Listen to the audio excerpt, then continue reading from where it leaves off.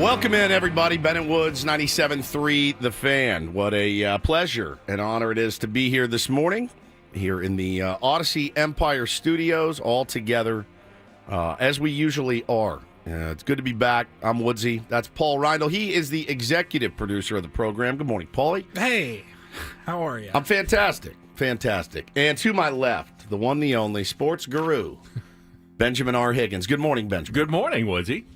Gentlemen, you had a hell of a first day. Yeah, it was great. It was really, really super fun and cool. Paulie, again, if you would, just to let it hit again. I want to hear Gentlemen, you had a hell of a first day. Yeah. Welcome back to 2025, everybody. Now, you guys know me. I use humor as a defense mechanism. It's maybe my greatest strength. I've gotten through some very tough times in my life based on humor. I am the guy at the funeral that makes inappropriate jokes because that's how I roll. That's how I've always rolled. I speak from the heart, and I use humor as a defense mechanism to explain away things that don't make sense to me, that hurt me, that make me sad. Yeah, you laugh to keep from crying. 100%, Paulie. And yeah, you want to talk about a first day back on the air after a 2-week vacation. You couldn't draw it up any worse, to be honest with you. You just couldn't. So let's get into kind of what happened yesterday. And I do want to start by saying this morning, it was one of those days where you get off the air, you do a little bit of production. I had a work phone call that I had to do with a new client, Underdog, and so I was on the phone with them doing this is how the app works. It's great. So I finish up and I go make my lunch. And as I sit down to eat my lunch, my ground beef and rice, I sit down to eat my delicious bowl of ground beef and rice, and I looked down at my phone, and my phone was like, and I go, well, what? Who died? Who died? What happened? What's going on? And I open it up, and my stomach dropped. So I started reading, the statement by Shiel Seidler, and we started texting, and I had text messages from 400 other people. What do you think? Blah, blah, blah. Again, the old metaphor of cranking that fire hose open and holding the hose in front of your mouth and trying to drink from it. That's how I felt yesterday. These days are not fun. It's not fun to come in today, but they are important. But I did want to say, I had so many people reaching out to me. I'm sure you guys did as well. Man, I feel bad for you guys tomorrow. Look, don't feel bad for us. Do not feel bad for us in the slightest. There are people in this situation that I feel bad for. It ain't Ben. It ain't Paul. It ain't me. Okay? Honestly, it starts with, I think about, the first thing I thought about, honestly, was what a crappy couple of years for Shiel Seidler and her kids. That's the first thing I thought of. I'm a dad, right? You lose Peter. We lost Peter. The whole city lost Peter. What a tremendous, tremendous loss it was for all of us. I think about him every day. He's inspired me to no end. He continues to inspire me. He inspired me and my family this weekend. I won't get into the details because I don't want to pat myself on the back, but he inspires us all the time. He is a common theme in our home. Every day we talk about Peter Seidler or think about Peter Seidler. When I grow up, I want to be like Peter Seidler. So I feel terrible for the 14, 15 months that they've had. I feel terrible. I'm a Padres fan. I feel terrible that this is happening right now. It makes me sick to my stomach. This is not the off-season news that any of us wanted to talk about. We bitch and we piss and we moan every day. You guys, breaking news at 10:05 again. Yesterday was one where I said, you know what? You can have this one. Yes. You can have this one. So I will never complain about them breaking anything at 10:05 again. It was like just past 11 a.m., I think, when everything started to come out, and I'm going, oh my God, I'm so glad we are not on the air. Yeah. Yeah. Oh. Yeah, I thought the same thing. But we will talk about it. Certainly, we have to. It's the biggest story in San Diego sports right now. People are like, Woodsy, are you going to go on a rant? I said, I don't feel like ranting. I feel sad. That's what I feel. I feel sad for so many different parties. And I feel bad for the fans that like this is what we're dealing with now. You know, after how last season ended, like, you literally couldn't have drawn it up worse for Padre fans last year. The way that it ended, you couldn't. How could it have been worse than it ended with the Dodgers going on to win the World Series and you had them on the ropes? You can't draw it up any worse. I remember talking about last offseason, heading into the 2024 Correct. season. We're like, good God, this fan base took a lot of punches. Yeah. I mean, Peter passing away, trading Soto, Yeah. just so much uncertainty, and had a pretty good season. Great season. And then full of joy. And then 24 innings and everything that followed to today. You're like, this offseason might have been worse. Yeah. Yeah. I mean, it's losing a person of his magnitude will always be the hardest. It will always be the most impactful thing that's happened to us on the air. We've been here with you guys through. Think about some of the stuff we've been through with you guys. COVID, lockdown, strikes, Fernando Tatis Jr. suspension, the Manny Machado signing, the Juan Soto trade, the loss of Peter Seidler, for me, is the one that will stick with me for the rest of my life. It affected me. People pass away all the time. People that I know have passed away. Nothing has affected me like when that guy passed away, you know? And I read that lawsuit yesterday, and I was brought to tears several times. I am a big softie. I get it. But I was brought to tears several times yesterday reading that. So it's a terrible situation for everybody. Yeah, before we get into anything in terms of, discussing it, I first want to say that I feel very fortunate that I work with you guys, our team here, my team at Channel 10, which was, they worked really hard. Like they had the whole, text of everything within a few minutes. Yeah. And I was able to, I sat down, read through the whole thing like you did. Sent it over to us. 90 whatever pages Yep. of everything, I in communication with the Padres as well because, we covered it all day yesterday on Channel 10, multiple reporters, and delivering the facts of the situation. I do feel like, that's right now the most important thing. What do we know? What don't we know? This is where it stands right now. A lawsuit was filed. There are allegations made in a lawsuit. A response was made by the other side. And it was our job yesterday to just present that to Padres fans, to the public in general, and, let them know what is going on with their team. What does it mean? That is a really, really deep and difficult question. 100%. That is going to not be solved this morning. No. Not be solved today. Not going to be solved this week. That is an ongoing question that, of course, we are all going to be following very closely. But there's no way that we can unravel something of this magnitude on a 4-hour radio program. Yeah. So keep expectations somewhat modest when it comes to, by the end of this morning, we're going to know everything. We'll have it figured out. We'll have it all figured out. We're not going to, and don't expect us to. Yeah, I mean, there's the way that I described it to my wife last night, I said it's a big tube of toothpaste, and it's been jumped on. And the toothpaste is now out of the tube, right? And we always say, you can't weasel that toothpaste back into that small, tiny little hole. You're not going to get it in there. You can get a little bit in there maybe, but you can't get it all in. It's a big story. It's a huge story. It's the biggest story that we've had to tackle in a year since Peter Seidler passed. There's no question. And I just want the fans out there to know I've got your back. I think we have your back. I don't understand a lot of this. I really don't. You're talking to a guy that still doesn't understand how his insurance deductible works, and now you want me to come in and be an expert on wills and trusts and things like that. I'm just learning about wills and trusts myself at 49 years old. I don't know how this stuff works. It breaks my heart, though. It really did yesterday. It broke my heart. It wasn't one of those days where I'll say I was fairly consumed with it, but it wasn't.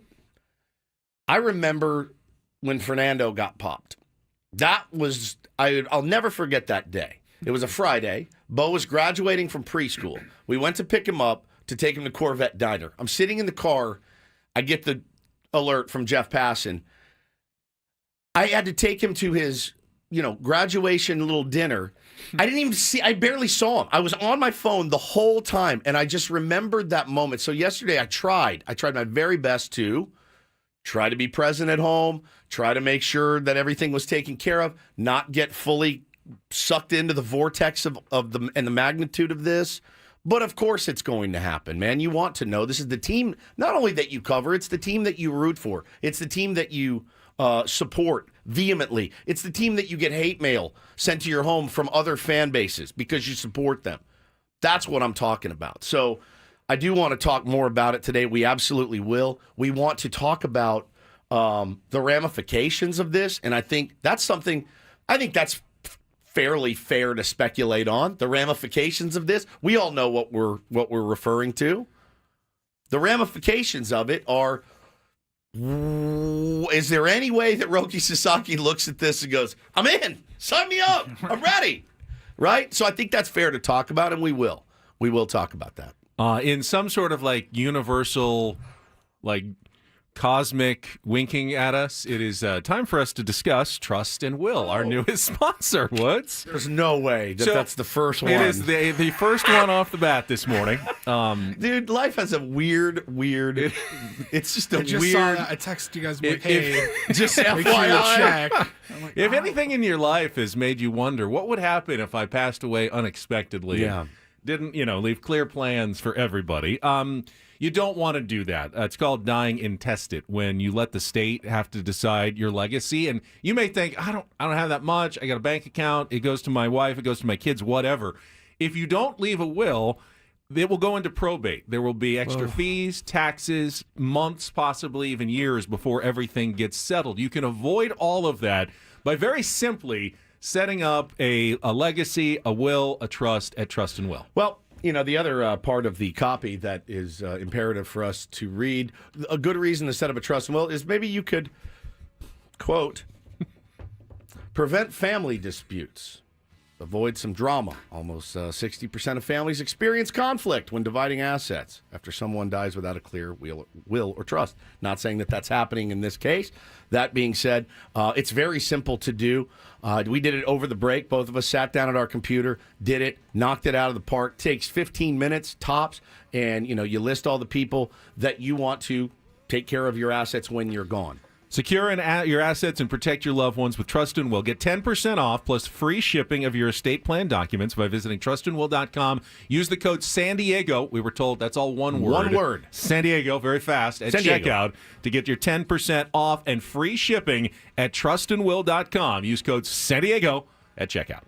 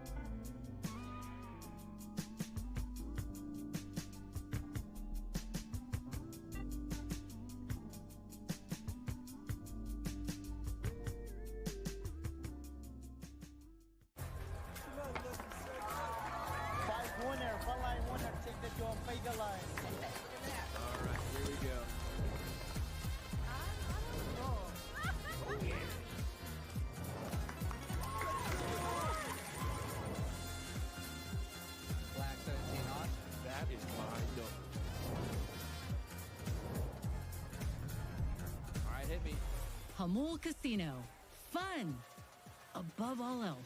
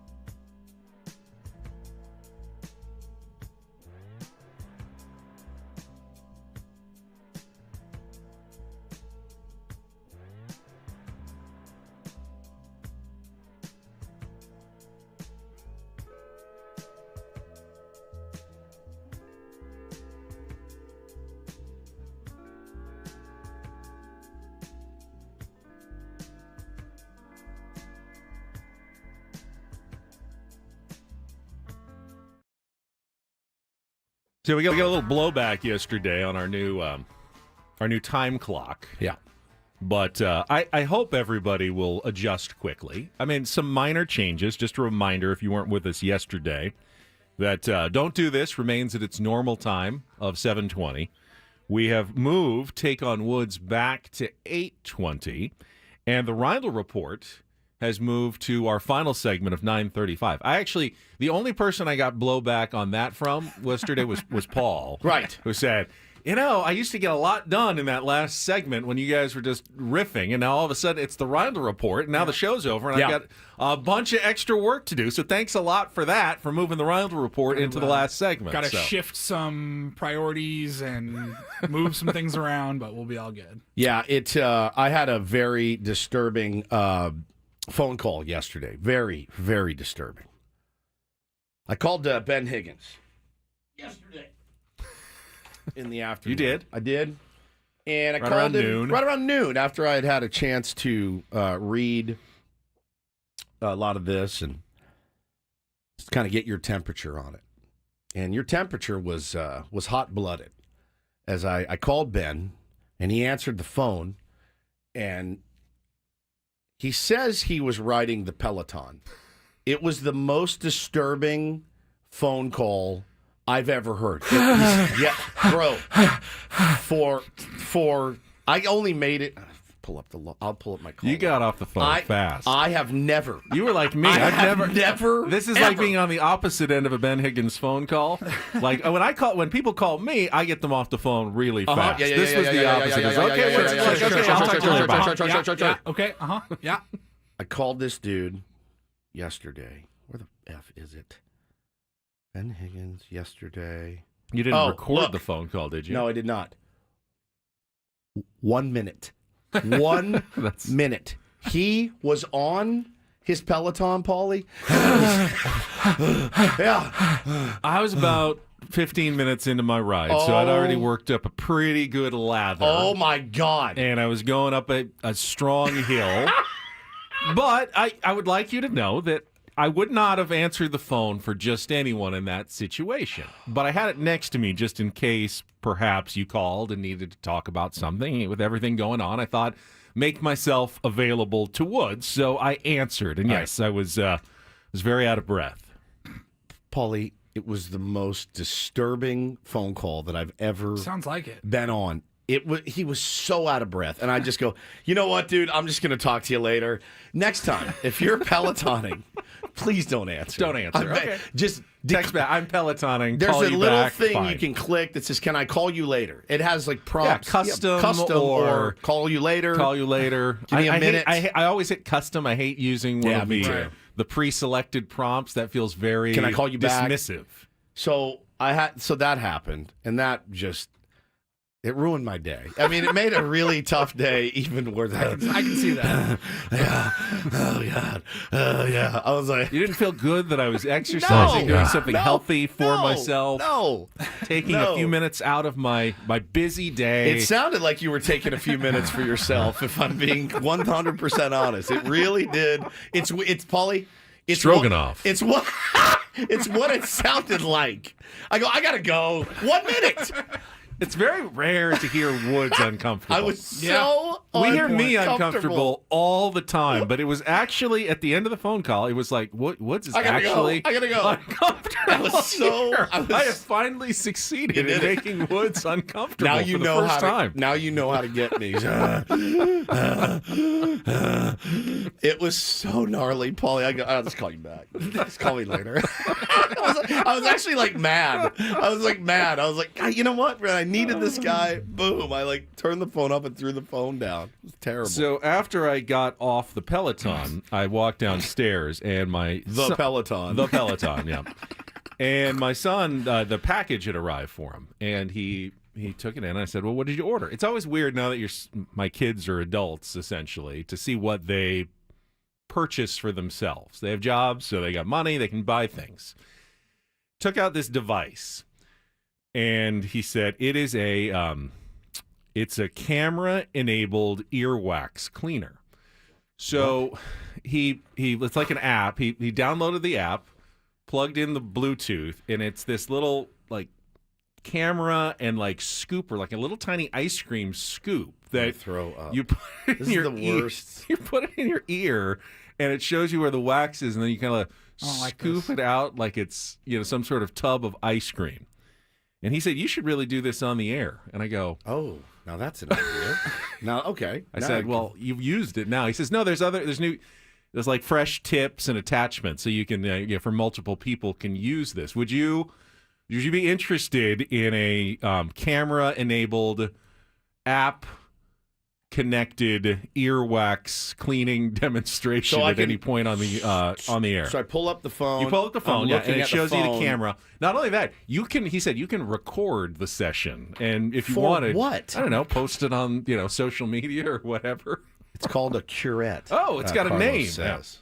A curette. Can I give Carl? I don't know if that's the right Carlos. It might be. Can I give him the credit for a tweet? Look, as I mentioned, I use humor as a defense mechanism. And even when things are at their darkest or maybe bleak, I need something to make me bust out laughing. And our buddy Carlos tweeted yesterday when all this was going on. And with that, the 2025 season comes to a close, and I lost it. I completely lost my mind in laughter. I thought it was, you need levity. You need levity in situations like what went down yesterday. And boy, that was some levity. But yeah, you can bring your ice cream earwax scoop in, and I'll use it. I don't know what you're going to find. Pass it around. Because I wear AirPods 17 hours a day. That jams the wax in. in. Well, remember, I had it plugged once and had to go to the doctor to get it out, and it was like a marble that came out of that thing. Jeez, this is the worst day of my life. This is the worst day of my life. Oh, Ben. All the bad images of Ben right now that you have running through your head. Yeah, well, bring it in. I want to see how it works. I will bring it in, and we can demonstrate at some point. Good. All right. Yeah. Where do we exactly go from here? Well, I think let's kind of read what we know. Yeah. Right. The statements from yesterday certainly that have as Kevin Acee put it. I thought he put it pretty well when he said, this situation could rock the Padres, and I'm like, I think you can eliminate could. This statement has rocked the Padres fan base. There's just no two ways to look at it right now. That's how it is. I don't know if we're going to make anybody feel better, but there's been a ton of professional teams that have gone through similar drama for sure. like this. No question. Padres aren't the only one. It does happen sometimes in professional sports, and they eventually all make it through. You know, different states and consequences of what happens, and we can kind of speculate a little bit about all of that. But we'll go through what we know, just kind of the facts so far as they've been presented to us, and we'll get to that coming up in just a moment. First, though, Woods is going to tell us a little bit about one of his newest sponsors, Underdog Fantasy. Man, I've had a real nice time playing Underdog Fantasy. I had done some of the older first versions of Fantasy, and I didn't really like them. This one is so user friendly. Played with it over the break. If you're a California sports fan, and I'm assuming that you are, Underdog is now available to play in our state. It's the best place to cash in on all your takes. You think you're so smart. I hear from you guys all the time about how much you know about football, college football. Listen, now's your chance to prove it. Which players are going to go off? Which ones are ice cold? 5 million happy players, over $2 billion won. Underdog makes it fast and easy to cash in on all your athletes' performances. Just won the other night, had 4 picks, and hit them all. And I won $291, man. I was pretty happy. It's a nice little Sunday for your old pal Woods. So check it out. I need to do a deep dive on the college football playoffs and figure out who I'm going to go with, higher, lower, all that. But Underdog, again, the best place to play pick 'em. Download the app, sign up, use the promo code WOODS. Deposit now to get up to $1,000 in bonus cash instantly. Use the promo code WOODS. Must be 18, present in a state where Underdog Fantasy operates. You are. Terms apply. Concerned with your play, call 1-800-GAMBLER or visit www.ncpgambling.org.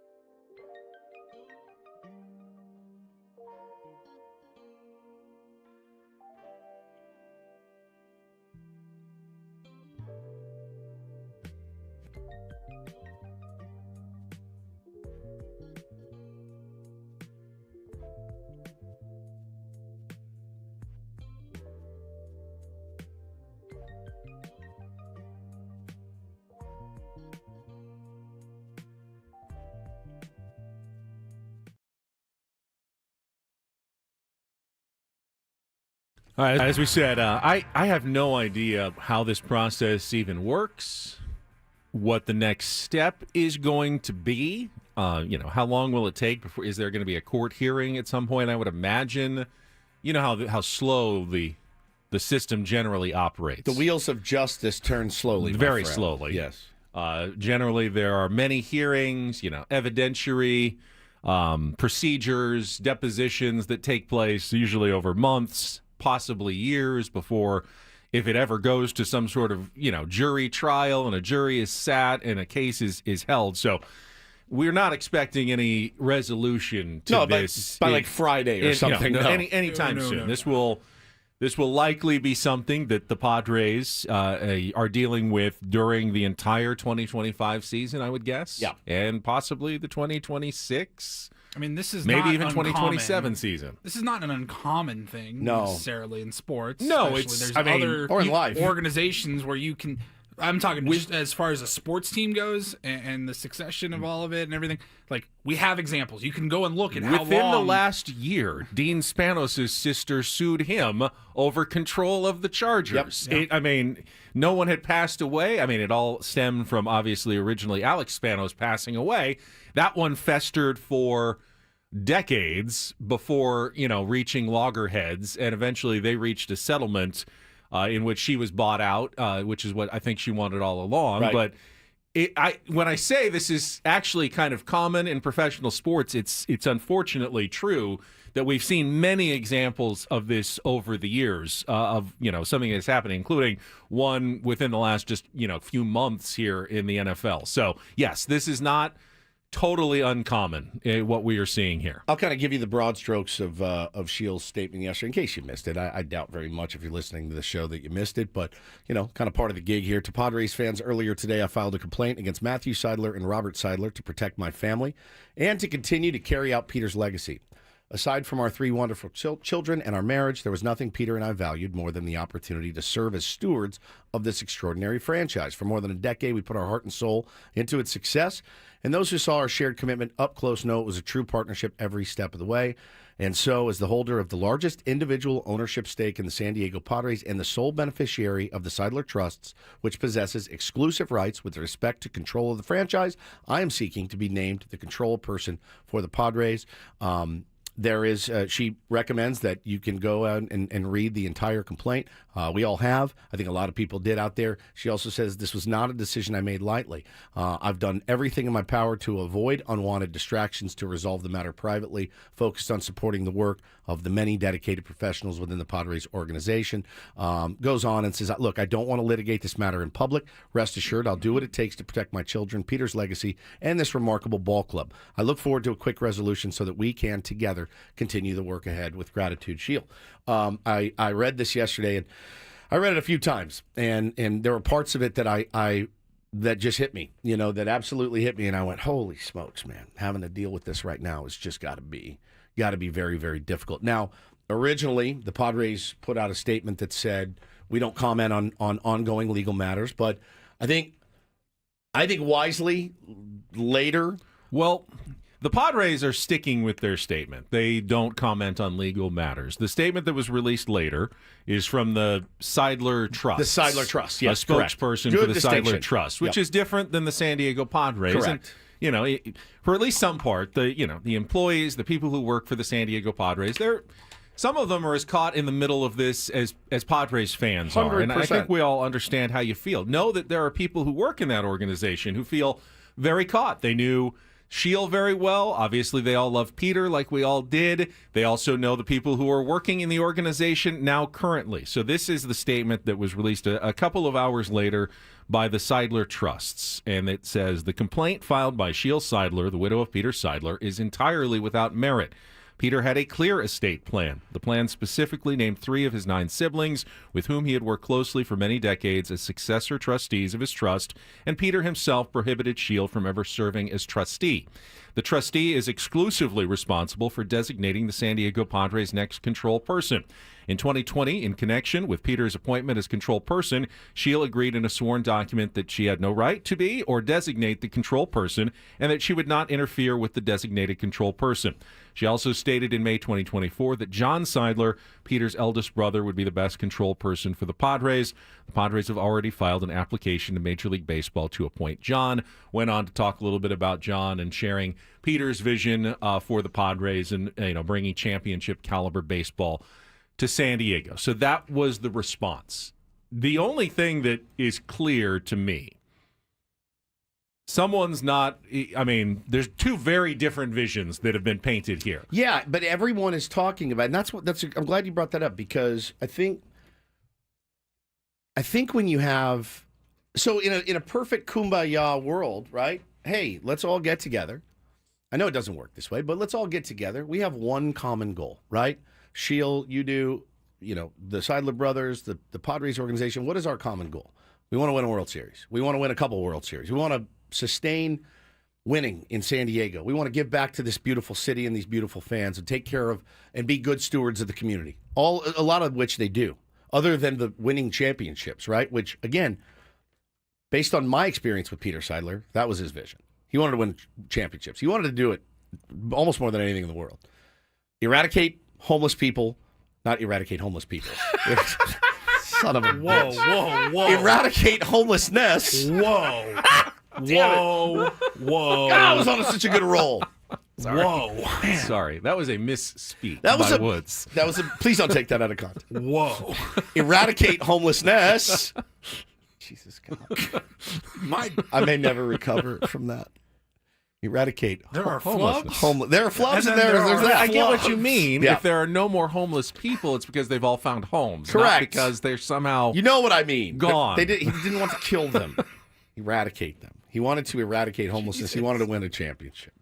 I think the thing that I've been asking myself, if everybody's vision is the same, why can't we work together on this on accomplishing this vision, and use everybody's strengths for the greater good? I realize it doesn't work that way. I've seen Succession. We've all seen Succession. I know it doesn't work that way. People want power. People want the authority. I understand it. It's 2025. I'm not a dummy, but that's the kind of thing that bothered me. Like, okay, well, what exactly is the vision? Just from my conversations with Peter Seidler, I know what his vision was. It was he wanted to win championships and not kill homeless people and eradicate homelessness. That was the 2 things, other than his family, he loved the most. And so, I understand it doesn't work that way, but I thought about that all day of like, I wish you guys could figure it out and work together to bring a championship to San Diego. There are a lot of different theories on how to best win a championship. No one has the exclusive strategy on what's best to do. I mean, is it better to pool all your resources for a couple of years and Right. go for it entirely, or is it better to try to extend your window and just keep getting to the playoffs and hoping one year, hey, everything goes well in October and you make it? I mean, every team, tackles these questions and has their own solution of how they're going to try to win a championship. Obviously, we can't all be the Dodgers and just, spend until Defer, you just get defer. every Yeah. single player that you can possibly want. under the sun. There's one team right now that's really doing that, maybe two if you talk to the Mets as well right now. So there are different theories of how a team like the San Diego Padres can win a championship. I can understand that. When it comes to this dispute, for me, and I would hope that even, most Padres fans and anyone who even works for the Padres would agree. I don't know enough at the moment to take a side. People are declaring their allegiances on the internet yesterday. I will always be Team Peter Seidler. Yeah. I knew Peter. I trusted him. I think we all did. That he was a good human being with very high character, that had wisdom and was generous with his time, generous with his resources, and trying to do good for both the world and the San Diego Padres. Put his money where his mouth is, yes. And my overriding thought yesterday was that all I want is for Peter Seidler's wishes to be honored. Correct. I'm with you. That's all I want. I don't know what those are. And I hope that this process, whatever it is and however long it takes, and I'm willing to stick it out here, will unravel, those two statements that we just heard and, get to the heart of the matter and, find out what Peter Seidler's wishes were. And in the end, I hope that those wishes are honored. Yeah. And I can't see anyone really in San Diego disagreeing with that notion. That's other than some of the things that I read in the lawsuit yesterday that, I was quite taken aback by. Can I say this? I don't like necessarily the Dodger fan connection, and I don't know, I know the O'Malley story. I know Peter had connection. I don't like it. So if our team, I'll go on record as saying I don't want the San Diego Padres to be run by Dodger fans, if that is in fact the case. Is that fair for me to say? I think that's a reasonable request for a Padre fan to say, yeah, I'm not great with, I wouldn't be necessarily great, Ben, with Sandy Koufax coming down here and running the team. You know what I mean? Oral Hershiser has bought a stake in the Padres. I'll pass. I'm going to pass on it. Is that fair to say that I don't want Dodger fans running this team? Yet, if you had said that in 2012 when Peter Seidler and Tom Seidler were part of the ownership group, you would have gone, I don't like this. These are Dodger people coming down. And it turned out that both of those people were fantastic. Dodger people are different than Dodger fans. And what I saw yesterday on the internet looked like Dodger fans to me. Dodger people are different. Because that would be like saying, well, I don't want this guy because he played for the Dodgers. No, give me Mookie Betts tomorrow, right? Give me Freddie Freeman tomorrow. That doesn't make any sense. But I think it would be fair. And I got this a lot yesterday. I mean, I got this a lot from people going, are they like hardcore flag waving Dodger fans? Because that would be bad. That would be bad. And I'll put that on record. I do not want that to happen. All right, we need to check traffic. We will continue this discussion. I don't want to kill homeless people, for the record, because everyone's tweeting me now. I love all human beings. That's not why we raised all the money last year. That's exactly right. I want to help. Not to eradicate people. Homelessness. What an all-time misspeak. I guess you go ahead and put that in best of, Paulie, even though it's worst of. Holy cow. All right, don't go away. We're going to check traffic. We'll be back quickly here on 97.3 The Fan. From the 855 Get Ross Traffic Center, protecting San Diego after accidents or injury, here's Kelly Danick. Traffic is sponsored by Valvoline Instant Drive-Thru Oil Change, your trusted instant drive-thru oil change. You guys, with a crash in Mission Valley, West 8, past the 15, several vehicles involved. Got the fast lane blocked. Also, northbound 15, hit-and-run crash past the 76. That is over to the right shoulder. West 8 before Dunbar, we have reports of a semi that's caught fire. That's over to the right shoulder. Stop by any of the 30 San Diego Valvoline Instant Oil Change Centers. You don't have to get out of your car. It usually only takes 15 minutes or less. Plus, get a free courtesy check of your tires and battery. Visit SoCalOilChange.com for directions and discounts. SoCalOilChange.com. I'm Kelly Danick with Ben and Woods, San Diego's #1 sports station, 97.3 The Fan. You want to talk about an all-time flub. Good God, man. Sorry. You've lost your mind. Adam already texted me. He's like, I'm going to need a promo. No, you're not getting a promo of that. Why not? It was funny. It is funny, but it's not funny. You take it out of context, I look like a murderer. I look like him. I look like Really? Ben. You're now opposed to taking things out of context to make I would never. other people look inappropriate. And that's harmless. That is absolutely harmless what I do to you. So where are we drawing the line All right, here? just for S's and giggles, let's hear what maybe a promo would sound like. But I don't want it to run in rotation. But maybe, Paul, you could All right, I can have it put that ready together. in a few minutes here. I don't want that. Yeah, can you imagine if you weren't listening to the program today and all of a sudden you're driving around and Gwen and Chris is on and they go Yeah, to you a hear break promo. and all you hear is Woods on the fan. saying the homeless need to be eradicated. Eradicated. Stephen Woods, host on the Fan. What This is not the kind of radio station I thought it was. What was I thinking? Like I just did not. Lord. I did not mean to say that. Homelessness, the unhoused. You know, I think the next logical step for us is to discuss what the possible fallout here is of, ownership turmoil within the San Diego Padres. And clearly, I think you'd be naive to say, oh, there's none, everything Business will as go on usual. business as usual. It's up to AJ Preller. Now, AJ Preller is certainly going to still make some moves. He can make trades. He can do what he wants. And Do you think, and this is a question I saw asked yesterday, do you think all of this going on behind the scenes has precluded him from making moves, or do you feel it's coincidental? I kind of looked at it and go, well, the market's absolutely insane right now. We knew about financial constraints before this. My gut feeling is that it's coincidental. I tend to agree, actually, that I don't know why this would say, well, because we don't know what's going to go on. You can't do anything at all. They have to get ready for the season. You have to. There's a 2025 season. It will start.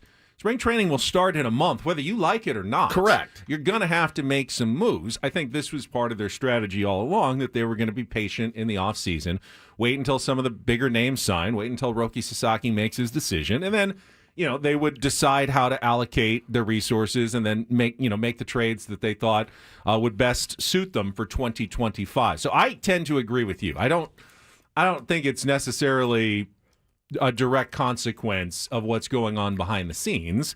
And let's also remember that the people, who are running the Padres right now have been doing so. These are also the same people who, Peter Seidler put most of them or all of them into place. Right. This is not some new organization Regime. that comes in, new regime. These are all of Peter Seidler's people. Yeah, a lot of it hasn't changed. His colleagues, his executives. There wasn't a big house cleaning when Peter Seidler passed away. Right. These are all the people that Peter trusted when he was alive to operate the San Diego Padres and to continue operating the Padres. Peter had amazing faith in AJ Preller as his president of baseball operations. Incredible. Other people in the front office all worked for Peter Seidler. These aren't new people who have come in the last year just saying, all right, we're going to upend everything that Peter did. These are the same people. I can vividly recall us asking Peter in person about why he had so much faith in A.J. Preller. In person at spring training. Way more than a lot of us had. No question. No question about it. And we asked him about it, and he answered. And once he answered it, you went, all right, makes sense to me. You're the boss. You call the shots. But I do think it's fair to say if you are, what's his name? Joel Wolf, is that right? The agent for Roki Sasaki? This is on your radar. How could it not be? Yeah. How could it not be? Does it preclude you from signing Roki Sasaki? No. Does it help? No, it doesn't. In my opinion, there's no way it could. Put yourself in his shoes. Put yourself in Joel Wolf's shoes. And this comes out and you go, ooh. Yeah, I also think if you love the Padres in San Diego, you love Ruben Niebla, you love the Point Loma Lab, you love the weather, you love the the media atmosphere. Someone's going to own the Padres. I think whoever it is, they want to put a competitive team that wins on the field because every owner in sports would rather do that than not do that. I don't think it completely precludes you, but this is definitely a strike that's not working in their favor at this point. Andy makes a good point. He said while John, who was named the point person, control brother, he was a civil engineer. He never actually worked for Peter or the Padres, and that's an important distinction to make, certainly. So again, man, this is so convoluted, a lot of it, and so far above what my level of understanding is. But there's a part of me too that thinks, hey man, all of this came out, and in the statement from the trust, they said, well, we are planning for the 2025 season. And I think a lot of fans are right in saying, okay, let's see it. Let's see you guys planning for the 2025 season. Let's see some additions. I will also add that while this came to light yesterday, and while fans and media members may not have been fully in the loop, people like Joel Wolf, major agents who are connected in the industry, this was not some giant secret, I don't think, around ownership offices in Major League Baseball. Probably true. Roki Sasaki, I think, already knew. Maybe. My guess would be a lot of what was going on with the Padres before he started this process, and they were still one of the teams that he was very interested in meeting with and talking to. It feels like Cope a little bit, but you can sell me on that a little bit. Your agents are not doing their job if they haven't already done a lot of this homework. That's fair. You're right. And knowing what's going on. And I know agents, and that's absolutely true Yeah. of them. Yep. So I again, it's not a good thing. There's no way this is a positive. No. But at the same time, we may be overreacting just a little bit because it's so new and fresh for all of us. Oh, wow.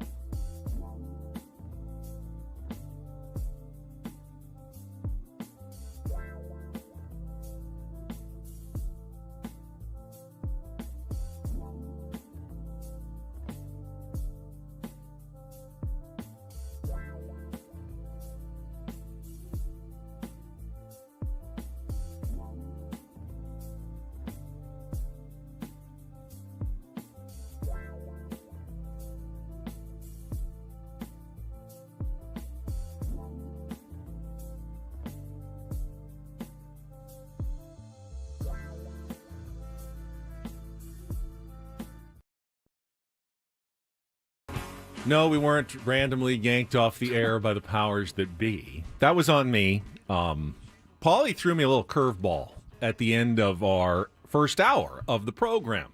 So if you're a dedicated Tier 1 listener, you might know that for the last, I don't know, basically since our very first show, when we get to the end of the hour, Paulie always plays a 30-second music bed that alerts me that we're about to get to our hard out. We call it a hard out on radio basically it's like at 56. Gotta go. We got to go. It's this so we can hit the right top of the hour for our legal ID. I've got to get out exactly at that time. And I know in my sleep the cadence of that 30 seconds and how much time I have left, how many words I can squeeze in before the top of the hour, tease us, get us out, get us set up for the next segment. And for some reason this time, I never heard the music at all. And Paulie said, well, this is the first time in the history, I believe, of Ben and Woods that he changed up the music at the top of the hour. And we had discussed this actually during our holiday break. Like, hey, let's freshen some things up, including the music that we play. The abrupt ending. What's You're right. going on. And I know agents, and that's absolutely true Yeah. of them. I can hear it in the background. Again, it's not a good thing. There's no way this is a positive. No. But at the same time, we may be overreacting just a little bit because it's so new and fresh. Tony for Gwynn all Jr. of here. us. Wait, Tony. we have 3. It's like Van Halen in the background. And I was into my conversation with you. I wasn't looking at Paulie. I wasn't looking at the clock. So, that was on me. But you changed. So that was a different 30-second music bed. Yeah, we talked about this. I know, but you didn't. I mean, yesterday we played the old one, right? Yes. Okay, so this was the first time you had ever played Yes, the new one, this- and I had never this heard it. This change went into effect yesterday after the show. All right. So here's our new outro bit. Just close your eyes, Okay, Ben. let me Listen absorb to this into absorb my it, soak it in. subconscious.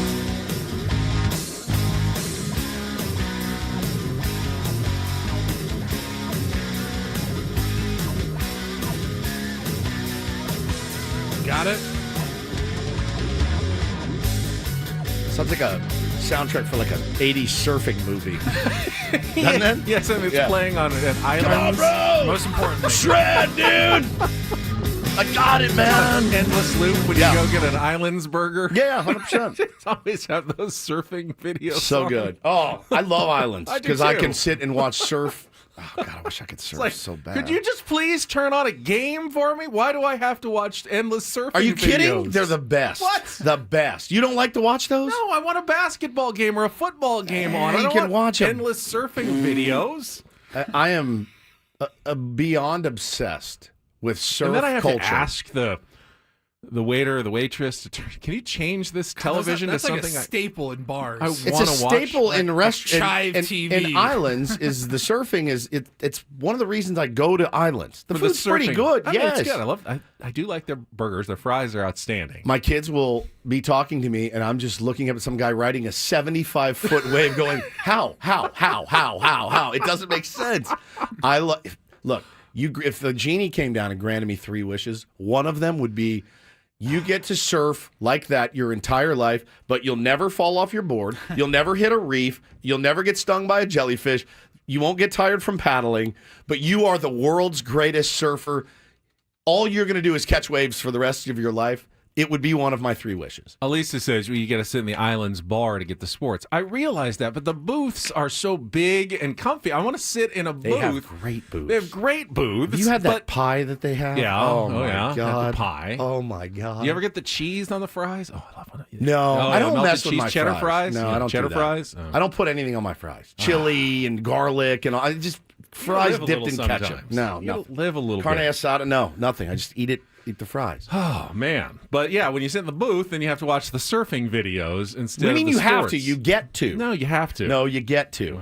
You grew up in San Diego. San Diego, I could go California. watch actual surfing if I wanted. I'll go That's down true. to Beacons and watch the real thing. I don't need it on my television while I'm eating. How about I get so transfixed? I drove down to the beach the other day at Moonlight, and we parked for a minute, and I just watched those sets come in, and I go, what do you think if I took some lessons in my head? I'm talking to myself.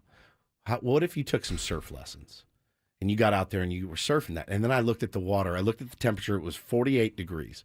And I thought about the water being, I don't know, 45 degrees. And I went, no. You I never can't do took it. one?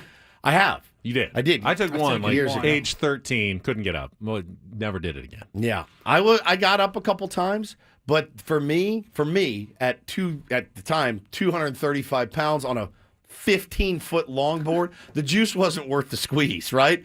Putting the wetsuit on, lugging the board out, and then paddling out. I was exhausted. So I just went, man, I wish there was like a ski lift that would pull me out. Yeah, no kidding. I took one lesson. It was the week I came down summer after high school, like orientation, right before my freshman year. And I thought, well, I live in San Diego now. I got to learn how to surf. Have to. Paid $150 or whatever. Yep. Mission Beach down there, learning how to surf. Look at got me, up a couple Mom. of times, Yeah. and then a couple years later, my roommate had a nice surfboard, so I'd take that and try to go surf on my own. I think I got up like once in like 4 different times trying. I had a guy stand behind me, which was great, push me into the wave because you didn't have to paddle and catch it.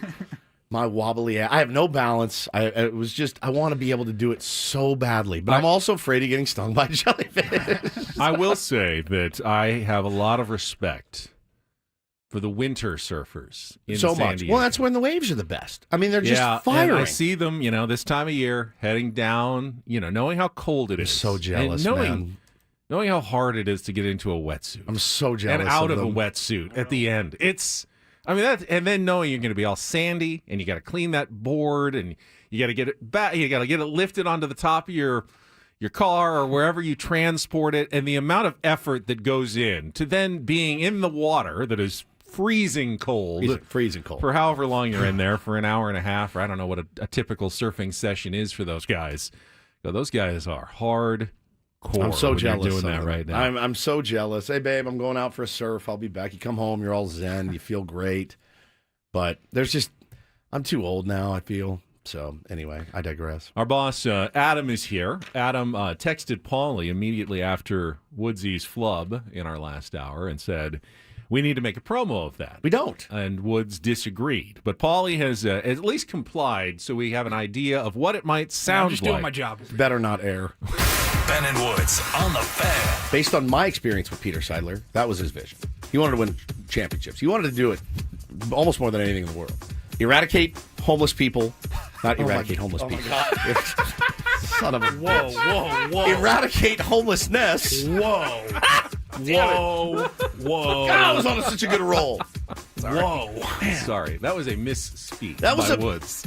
Please don't take that out of context. Listen to Ben and Woods weekdays from 6 to 10 on 97.3 Bad The promo, Fan. actually. It's not the worst promo I've heard. Yes, his vision was to win a World Series and eradicate homeless people. That's it. That's what you say live on the radio. You stupid turd.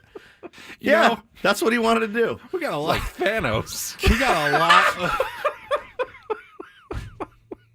God, We got Patrick a lot Bateman. of messages yesterday along the lines of, can't wait to see what you guys have to say. So excited for the show tomorrow. How about that one? I bet you weren't expecting that one. Yeah, you know what? That's going to be on a Dodger podcast today. Be like, listen to what this idiot said. Ben and Woods on the Fan. Based on my experience with Peter Seidler, that was his vision.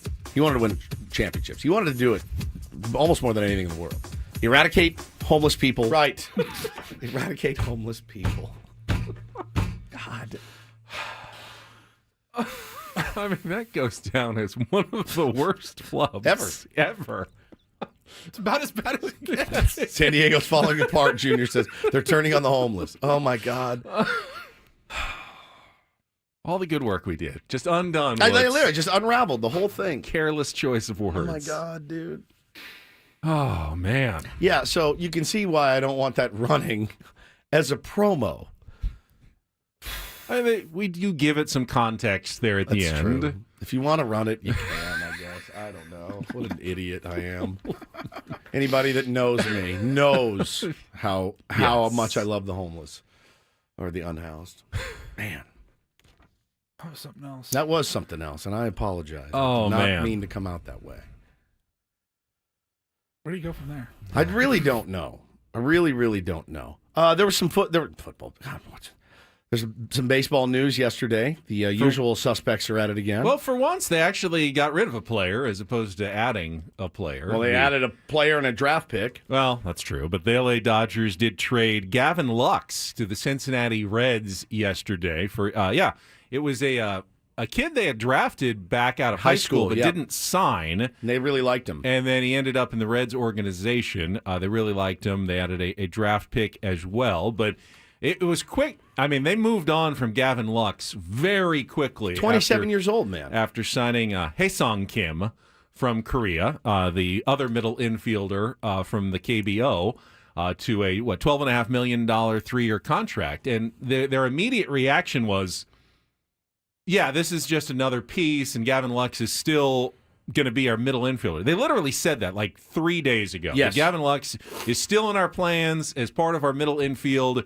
going forward in 2025. And then, boom, he's gone. It's a good reminder not to take anything you hear from, GMs at face value. Yeah, because everything can change. They will say one thing, but their plans may tell an entirely different story. Now, this is a bit of a risk for the Dodgers. They're high on Haesung Kim, but as we remember with Ha-Sung Kim, took a minute. It wasn't an instantaneous transition from the KBO to Major League Baseball, and every player will have to go through their own learning curve as they're facing Major League pitching consistently for the first time. So, if they're expecting him to be an everyday starter, or at least kind of a the heavy half of a platoon on a left-handed hitter against right-handers, they're taking a bit of a risk. Can they afford it? Yeah, they absolutely can. They got plenty of lineup depth and pitching that they can afford to, take a bit of a risk on Haesung Kim and give him some playing time and see how he develops. But now they're committed to that strategy pretty much going forward. Yeah, the guy that they picked up was a guy named Mike Sirota. And again, you drafted him. He's got physical tools that says long intrigued teams, including the Dodgers, drafted him in the 16th round in 21, declined to sign, went to Northeastern, had power, speed, patience. They picked him, Cincinnati picked him 87th in last year's draft. So they get a prospect, they get some draft capital, $2.5 million, Ben, in draft capital. So, it was one of those things. We have a surplus. We're going to be able to move it. But, we'll see, man. We'll see if Haesung Kim now fits the bill at second base. Mookie at second base, potentially. They still have a lot of options. The Reds have a lot of middle infield options as well. And they were talking about potentially playing Gavin Lux in the outfield as well. Played 45 games out in the outfield. Yeah, they got McLean and Steer. They got to move everybody around and figure out how that's going to work. Ellie De La Cruz. And where everyone's going to land. But, adding some pieces. And the Reds seemingly a team that is, trying to make a playoff push this season after coming close, but not quite being there. They look like they're trying to take the next step. We've got Don't Do This coming up next. I think Rex Ryan is absolutely delusional. I could be wrong on this one, but it sounds like he has gone off the deep end. I'll explain what I mean coming up. First, though, I want to tell you about Prize Picks. It's my daily fantasy spot. Over 10 million members, billions of dollars of winnings already awarded. Prize Picks has made daily fantasy sports accessible to everyone. All you have to do is pick more or less on at least 2 players for a shot to win up to 1,000 times your cash. I've been playing. You can play one day, you can play season-long stat projections. You can do 2, you can do 6. You can do power plays where it's like you win them all and you multiply your winnings, or you can go flex play where you pick 3, you only have to win 2 and you still win. So it's really up to you how you like to do it, how you like to play it. The one thing you definitely should do, though, is when you download the app, use the code KWFN because you're going to get $50 instantly when you play your first $5. You don't have to even match the entire amount. You just have to play $5. You don't even have to win. You're going to get $50 instantly by using the code KWFN when you sign up at Prize Picks. It's got all your players for the playoffs coming up. Jared Goff, Travis Kelce, more than 70 receiving yards, less than 70 receiving yards. It's up to you. With Prize Picks, run your game. Must be present in certain states. Visit prizepicks.com for details.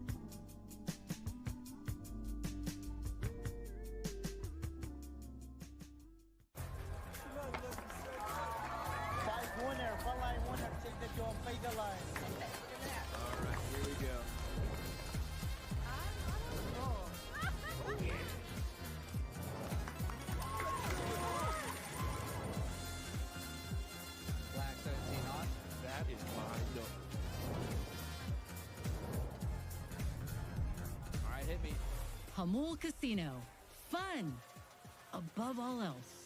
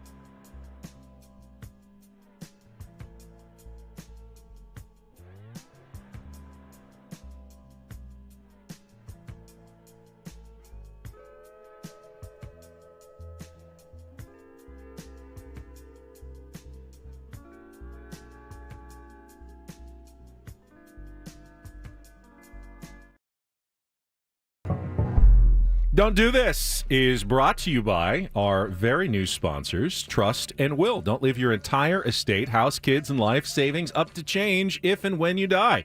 Do set up a Trust or Will online at trustandwill.com. It's a lot more affordable than you think. Visit trustandwill.com for more info. The Jets are trying to come up with their head coaching succession plan right now after firing Robert Saleh during the season. And one of the candidates that they have interviewed, talk about the old retread. Wow. Is former Jets coach and current ESPN analyst Rex Ryan. Also fellow foot fetishist. Maybe Rex Ryan knows something that the rest of us don't, and he's trying to send a message to owner Woody Johnson. But is he speaking it into existence?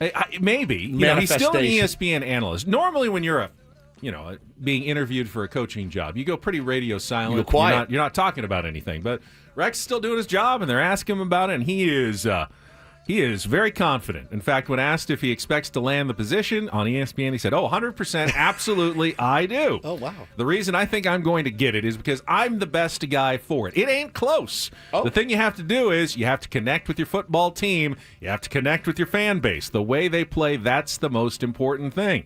And then he says of another candidate, Ben Johnson, this isn't just the X's and O's and all that. This is Ben Johnson. I love him. Absolutely love him. But I'm a better candidate for this job than he would be. Woo. He also went on to say that if he is made the head coach, the Aaron Rodgers Country Club would come to an end. And pretty much took a shot at him for missing the mandatory minicamp last year when he went on his trip to Egypt. Yeah. He was fined for it, but Robert Saleh really said nothing, like, whatever. He's not here. Do what you want to do. Do what you want to do. He said that would end under his leadership if he is allowed to return to the New York Jets. Am I the crazy one, or it sounds like he's lost his mind? It sounds like he has, but I don't know. I've never had that much confidence in anything. If I've ever had a job interview, how did it go? Oh, terrible. I'm not kidding. No, there's no way. There's no chance. Oh, I got this in the bag. Yeah, I think the one time I thought, oh, man, I crushed that. They're like, sorry, we're going with a morning show from Idaho. They made it 6 months. It's a true story. Really? Oh, yeah. Idaho. Yeah. Yeah. They're no longer here. Huh. Yeah, they made it 6 months. I'm glad you didn't get the job. Because then you might not be here with me. I may not be here with you guys. Yeah. That's true. Yeah. Idaho. How'd that work out for you? Not great. The NLL is the National Lacrosse League. Doesn't get a lot of play on the show or in Don't or Do This, but I think when an incident happens like that happened a couple of weeks ago with Halifax Thunderbirds player Tyson Bell, I think it's something that we need to discuss. we've talked many, many times about fans heckling players, players retaliating. You really can't do it. As much as you want to, as much as you feel justified in your actions. If somebody says something to you that offends you, we saw the malice at the Palace. Obviously, there's been many, many instances of players attacking fans. We saw Jesse Winker screaming at that elderly man last year. You just can't do it. You have to kind of put your head down and be a professional. Well, Tyson Bell is this gentleman's name, plays for the Halifax Thunderbirds. They had finished up a game in Colorado against the Mammoth, and he was walking down the tunnel, essentially, and in this arena, the fans can be right there. They're right by the tunnel. You see it in a lot of sports.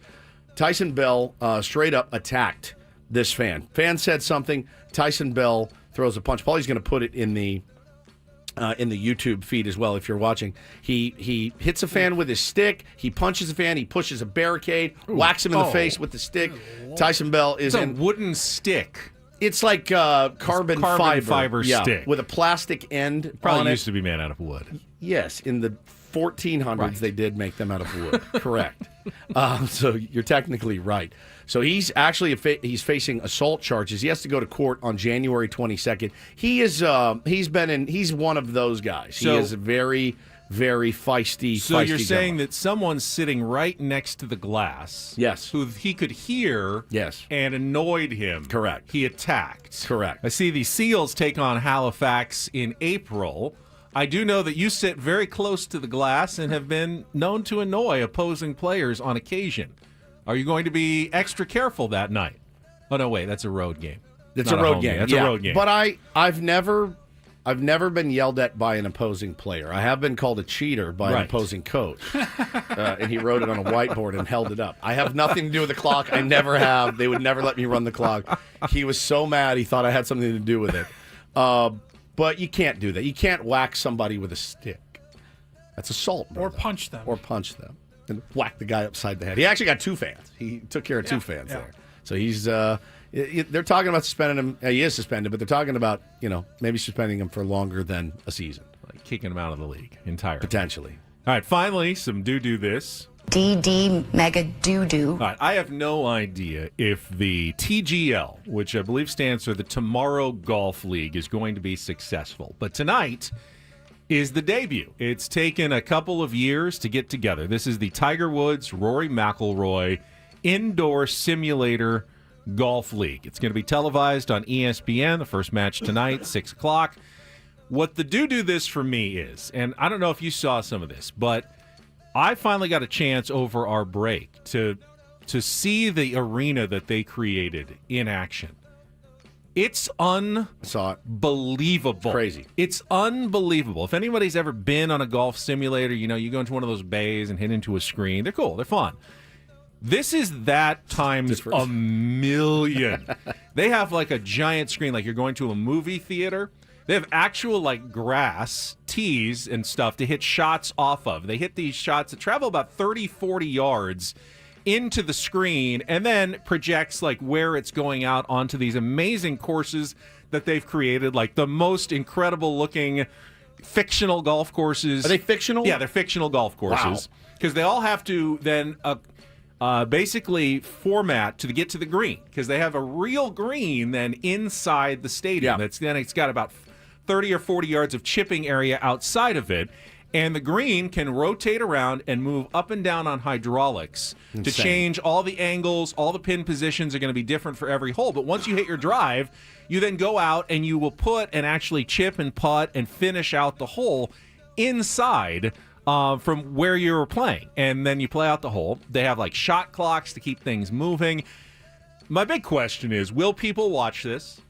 And will the golfers make it entertaining? Because I think the matches, the mic'd up stuff has gotten kind of stale because, well, the personalities haven't really carried the day enough. These guys are going to have to get into it. They're going to have fun with it. This isn't a PGA Tour event. This is something completely different, but it also has to be competitive and serious. I think they have a pretty big hurdle to overcome to develop a real great audience, but the first thing they did, they nailed.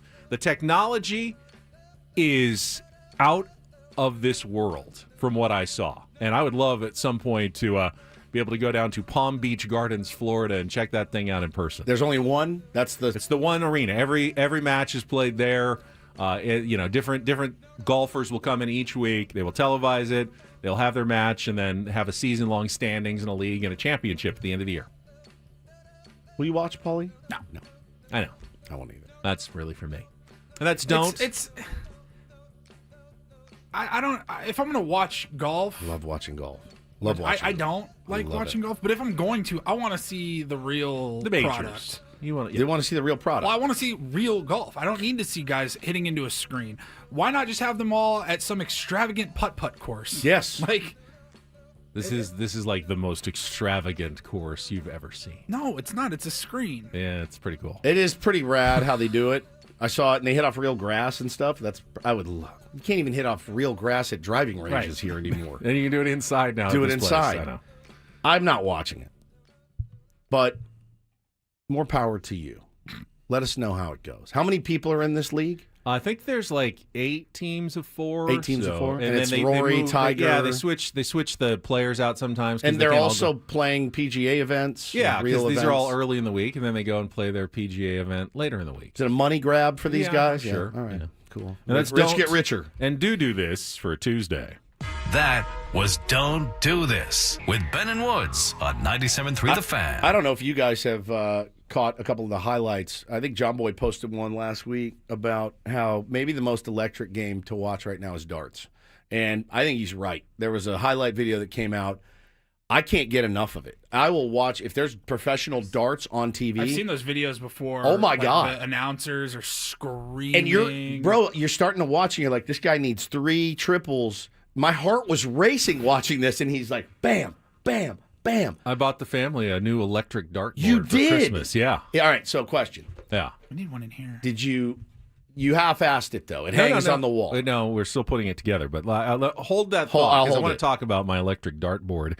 First, though, it is time to talk about trust and will again. Oh, Woods. You do not want to get into probate court. Elisa made the point in the chat earlier. I said, if you die, you don't want to leave things to chance. When you die, you are going to die at some point.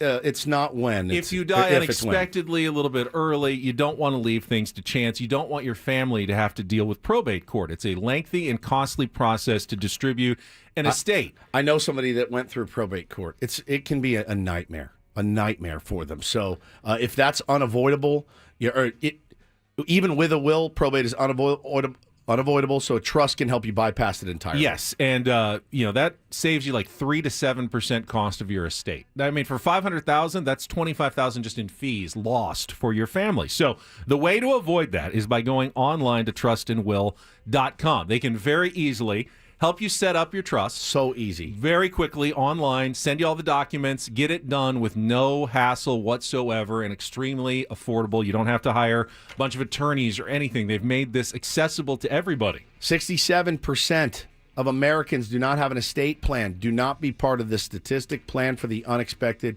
I mean, it just couldn't come at a better time, guys. So what you want to do is secure your assets, protect your loved ones with Trust and Will. Get 10% off plus free shipping of your estate plan documents by going to trustandwill.com. Use the code San Diego, one word. Well, San Diego. One word. One word at checkout. Again, trustandwill.com. Code word is San Diego. You'll get 10% off. We'll fix Woods' camera, and we'll be right back on San Diego's #1 sports station, 97.3 The Fan.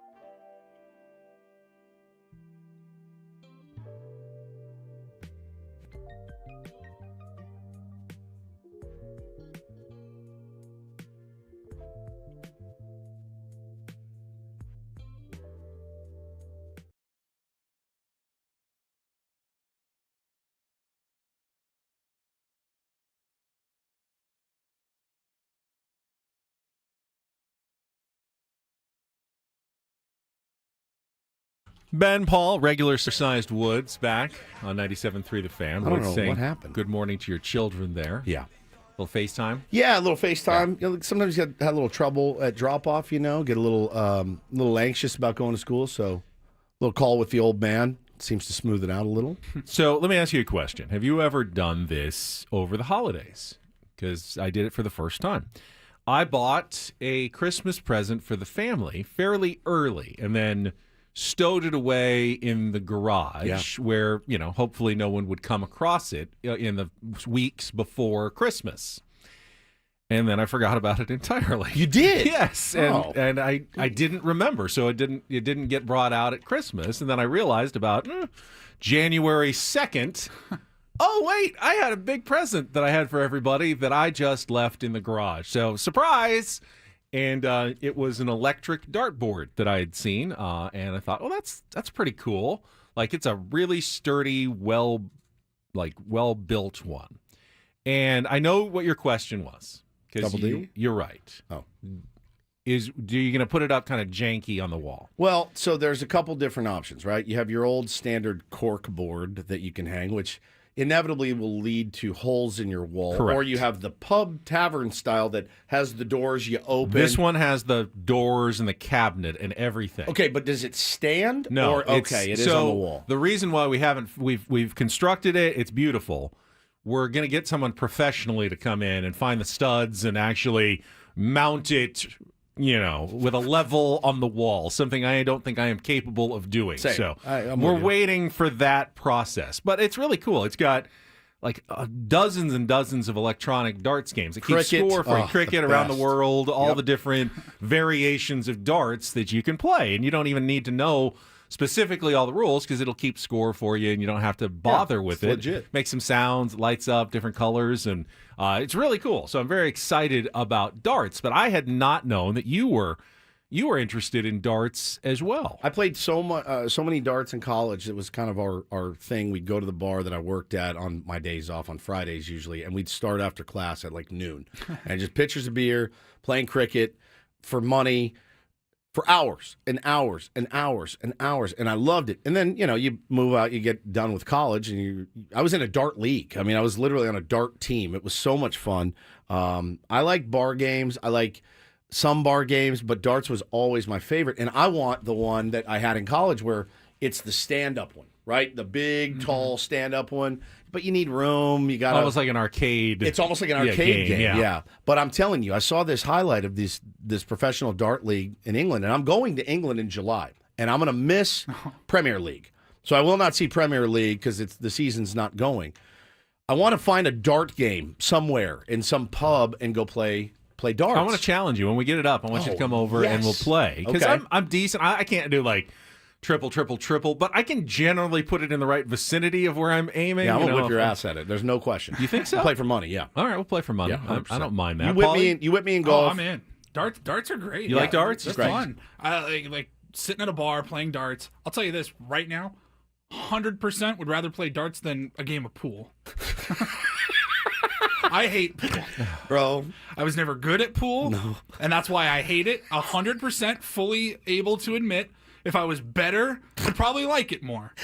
But is there anything worse than like walking into your buddy's like gaming room, you know, recreation room, whatever? They got a pool table. Hey, you want to play some pool? Not really. No, I don't. It's the last thing I want to do. Hey, you want a break? No, absolutely not. Does every guy have to pretend like they can play pool? Like if someone wants to play pool, you fake it. You like fake it. completely fake it. Yeah. I agree with you. The break is terrifying. It's the worst. It's maybe the most terrifying thing You in try to hit the sports. ball as hard as you can, and you hit that side first, of it? you hit the first one at the top of the triangle, and then one like trickles off on the back. It's just and the you are worst. Humiliated. I will It is say- humiliating. Let's say in my whole life, I've broken, I'll say 250 times. Okay? I've had the chance to break. 3 of them were good and cool and powerful and successful. 3 out of 250 were like, How many times have you played pool and the guy goes, "You want a break? You want me to?" And you go, "Yeah, go ahead. Go ahead. You do it. yeah, you get first runs. you do it, Bro, I'll do I have the hit next one. I've hit the side of it and done the whole like and skip through it. You know, I mean, it I is like somehow hit Scratch it so that the it felt. Yes. just like skims off the triangle of balls, and then the cue ball goes right into the corner pocket. You're like, is that game over? I think that's game over, right? It's so Oh, not. let's start over. It's so not. All right, you win. We can move on to darts now. I also hate foosball. I hate it. Foosball's not fun. The multiple Oh yeah, shafts yeah. that you have to Slide work back and forth. Get it. Bar games. not good. I'll play shuffleboard every Yeah, once in a while. shuffleboard's Air pretty hockey cool. is Air fun. hockey's fun. Air hockey's fun. Oh man. To get your fingers Until yeah, smashed that's true. by the You, puck. you don't want to get your fingers smashed by the puck and the. Well, I'm looking forward to back. playing some I want a darts with you dartboard in guys. here now. I know. We can just I'd put like one a right behind the dartboard. door there. We could. It's a good distance. We've got good walls for darts here. They're like fabric. I feel like Yeah. we couldn't really damage them with darts. I think the Adam, if you can just get on that'd be great. I think that the other people may be mad. There's not a lot of room in here. There's not to hang it necessarily. It would have to go high. It's not like we'd be You in don't here want after high. our show shooting darts while back in anyone the, else back in the corner there corner. behind the door, perhaps. I mean, you don't want someone to walk in surprising and take a dart in the face. But You have the Hey, you have ow. you have the plastic tips. no, they're actually metal tips. With the electronic board, I was trying Just to the figure. tip? Just the tip. Just the tip. I was trying to figure out how it works. Occasionally, it'll do the bounce off thing, but if it hits, it'll still score. Yeah. So yeah, it's not pub darts essentially, but it was pretty cool, and I'm very excited about it. Good. Well, if you get a chance to watch some professional darts, you're not going to be disappointed. These guys are phenomenal. I will watch pool though. I If pool's on, watched I'll watch so it. much pool on ESPN when I was a Cool. kid. Yeah. Trick shots, super fun. to Trick watch. shots. I watched like the 8-ball and the 9-ball competitions. Remember the Black Widow? Remember her? Yeah. Oh, yeah, absolutely. What was her name? Do you remember? What was her name? I definitely watched her play she had many that- times. She had that hand. Minnesota Fats. That hand sleeve that was so cool. Yeah. I remember that too. All right, let's move on. All right, we're going to check traffic. When we come back, Padres had some other news yesterday They did. outside of the big news. You may have missed it in the course of events. We'll get you caught up after a check of traffic here on 97.3 The Fan. From the 855 Get Ross Traffic Center, protecting San Diego after accidents or injury, here's Kelly Danick. Traffic moving much nicer through Mission Valley westbound. I declared that accident past the 15. No other trouble spots, guys. We are seeing a lot of the usual slowing in the usual spots, but at least nothing getting in your way. I'm Kelly Danick with Ben & Wood, San Diego's #1 sports station, 97.3 The Fan. Tan in the chat had it before I could even look it up. Jeanette Lee, the Black Widow. Black Widow. Yes, definitely watched plenty of. I mean, that's all the programming they had on ESPN back in the day. It was rodeo and pool. I mean, they didn't have the rights to Major League Baseball or the NFL or basketball back then. They were filling time with really odd sports. Yep. And I was completely there for it as a kid. Well, we fill our time mostly on this show with Padres baseball talk, and obviously the news yesterday it's just as massive as it could be, and the ramifications we'll see, and it's going to be a long, drawn-out process, I would imagine. We've got a couple of our beloved Tier 1s in the chat, and they're like, man, Woodsy, I'm dooming hard about this season. I thought about it for a second, Benny, and I thought to myself, what does this change on the field? What does this change on the field for the San Diego Padres in 2025? Not a hell of a lot for me personally. It's just my opinion. I did see our buddy Tommy tweeted earlier, when there's strife and when there are things like this going on, I think Mike Schilt did a really good job last year at bringing the team together. Is it too pie in the sky to think that, hey, while all of this drama is going on, now it's a new challenge for Mike Schilt to rally the troops together again, to remind them of what they're doing, why they're here, to go out and win for the city. My dudes? How you doing? I'm doing good, Schilty. Rallying the troops for, to go out and try to do what you did again last year, do even better. He's clearly equipped. He's equipped to do it. Feels like the right guy for the job, at Yes. least in these circumstances. And on that vein, Dennis Lynn reported yesterday that Mike Schilt has hired a couple of new coaches. I saw this. On his staff. A couple of guys you might remember, journeyman type guys in their major league career, Nick Punto and Yes. Robbie Hammock. Love Nick Punto. And they did not announce what positions they would be filling, TBA, determining exactly what their roles are going to be on the 2025 Padres coaching staff. But let's see, Mike Schilt did lose his, what was they called it, the game management assistant who went off to the St. Louis Cardinals. So he had a position or two to fill, and those two guys will be coming in. Maybe we'll get a chance to meet them out at spring training. I sure hope so. He's a guy I would love to interview, Nick Punto, because, Benny, he played for the Phillies, the Twins, the Cardinals, the Red Sox, the Dodgers, and the A's. I mean, he won a World Series with the Cardinals, so I think there's a Schilt connection there, certainly. And, one of those guys. He's just one of those guys in baseball. You remember Nick Punto for some big hits that he had for his defense. A guy that can probably come in and help the team with the infield defense. And I loved it because it's a name I remember, and it's like, oh, that guy was a good ball player. For me, it's a sign, the business of baseball goes on. No matter what is in the air, no matter what the mood is of the fan base, the business of baseball does go on. And you mentioned Nick Punto, one of his former teams, the A's. The business of baseball has been going on for the Oakland A's as well. Well, now the Sacramento A's are just the Athletics. And there's not a team that probably could have been in a worse position 4 or 5 months ago. Nobody coming to their games, lame duck in their city, got to go to a minor league ballpark, questions about their future in Las Vegas. And I will say this. The A's, the Athletics, have had a really good offseason. They not only added Luis Severino on a free agent contract, but just yesterday announced, or at least reportedly, have reached a 5-year, $60 million extension with Brent Rooker, the designated hitter, who was a very, very short-time San Diego Padre, obviously was on A.J. Preller's radar at one point, never really had an opportunity to flourish here. Cam Gallagher is what we got in return. He flourished with the A's and has been rewarded handsomely with a giant contract extension. He remains one of those that got away. For me, like I look at him and what he's been able to do, and turned himself into a really good baseball player. And you saw it coming. You could just see by the cut of his jib you when guys, he was here. How many times after we would get off the show would I lament the fact that Brent Rooker's not getting more playing? Exactly. I mean, really, I'm happy for him because he is a really funny, genuine guy. Great on social media, gets it. One of those baseball players that gets it. And boy, could we use a Brent Rooker out in left field for the San Diego Padres this year. But good for him. A lot of people saying Brent Rooker may have left a little money on the table because he is valued more than the money he got. What did he get? 5 years 60. for 60? 60. Okay, so 12 a year. Yeah, but that's life-changing money for a guy that was kind of a little bit of a journeyman and not really sure. He has really put together a nice career. I love to see when that happens. And then I don't know if you saw yesterday, but I believe Brent Rooker and Mark Kotze, the manager, and a few other players were at the Sacramento Kings game. and starting to ingratiate themselves into their new temporary home for the next 3 years. Again, it seems like that situation is untenable. John Fisher, the owner of the A's, was there a more hated person in baseball last year than John Fisher? No. But so far they have handled this transition about as well as they can handle it. And it's interesting that this is all tied together because there was something in there, and I wanted to get your take on it, Benny, yesterday when we talked, when we saw the lawsuit and read through it.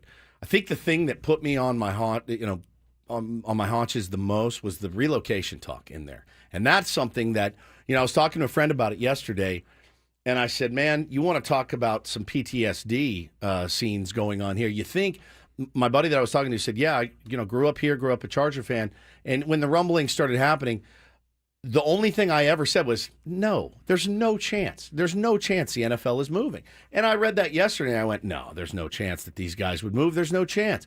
You hear about baseball expanding. You hear about baseball wanting, now allowing the A's to just up and move. Did you have the same reaction I did yesterday when I read it? I was taken aback. I rolled my eyes. Did you? Yeah, who in their right mind would want to leave what has been built here? It's not easy. It's not easy to do that. It's not easy to put together a passionate fan base and sell out a ballpark almost every night of the year and have that kind of love for a team. You want to start over somewhere else? I can't see anyone. But you said the same thing about wanting to. I did not say that about the Chargers. They clearly always had their eye on Los Angeles. That's the foolishness of the owner in that case. And I guess you can never be totally immune when, one person is making a decision. They could always make a really bad decision that you disagree with. Correct. So in that sense, I guess anything is possible. But when you have a premier facility and a premier atmosphere, it doesn't make any sense that anyone would want to go anywhere else. It really does not. I'd imagine there's at least 15 owners that would jump in the city. You mean Petco Park's vacant? I can come in and take over because you want to leave? That'd be nuts in my mind. Yeah. So I did see that. It struck me kind of that's a scare kind of tactic to make everybody panicked and bring up memories of the Chargers and what they did. I didn't put a lot of credence to that. There's a lot of things that are written in a lawsuit. That's why you do have to have some patience and let things play out. You do. A lawsuit is not facts. A lawsuit is, allegations. It's one person's point of view. There will be other points of view, and then hopefully, someone can get down to the bottom of it. As I said in our first hour, really determine what were Peter Seidler's wishes here, because both sides have said we are following Peter Seidler's wishes. And that's the only thing that I would like to see done, is that Peter Seidler's wishes will be followed. I don't know what those are. I was not close enough to Peter Seidler to know what his exact wishes were. I know that it wasn't to move. I do know that. That one I can say pretty with authority. It was not to move. Andy says, I get what Ben's saying. I got the feeling in the lawsuit they plan to cut it way back and rescale. It makes sense that they'd relocate. Bigger market without the issues like TV deal. The TV deal remains an anchor. The lack of a TV. What bigger market is in looking for a baseball team right now? Nashville? I don't know if they're bigger than us. It's about the same. They got a AAA team. It doesn't. Again, I don't see a logical conclusion to this line of thought, but and hopefully Major League Baseball figures out the TV deal stuff on a national scale to help. It's not just the Padres that are dealing with this. It's almost half the teams in Major League Baseball that are on a completely uneven playing field with teams like the Dodgers and the Yankees and the Mets, who have just unbelievably massive local TV deals. Yeah, where are they talking about expanding in baseball? Salt Lake City. Salt Lake City is definitely wants to be. It's Portland, Nashville. Mike says the only place they would go, I would hate to say, is a second LA team. There is Charlotte. no way. That'd be a third LA team, essentially. That would be horrible. No. Again, I can't, my logical brain does not ever, I guess if that did and that made sense, it always ends at some point. And then what? Yeah. And then what? Paulie, is that the music? I can barely hear it. That's the music. Okay.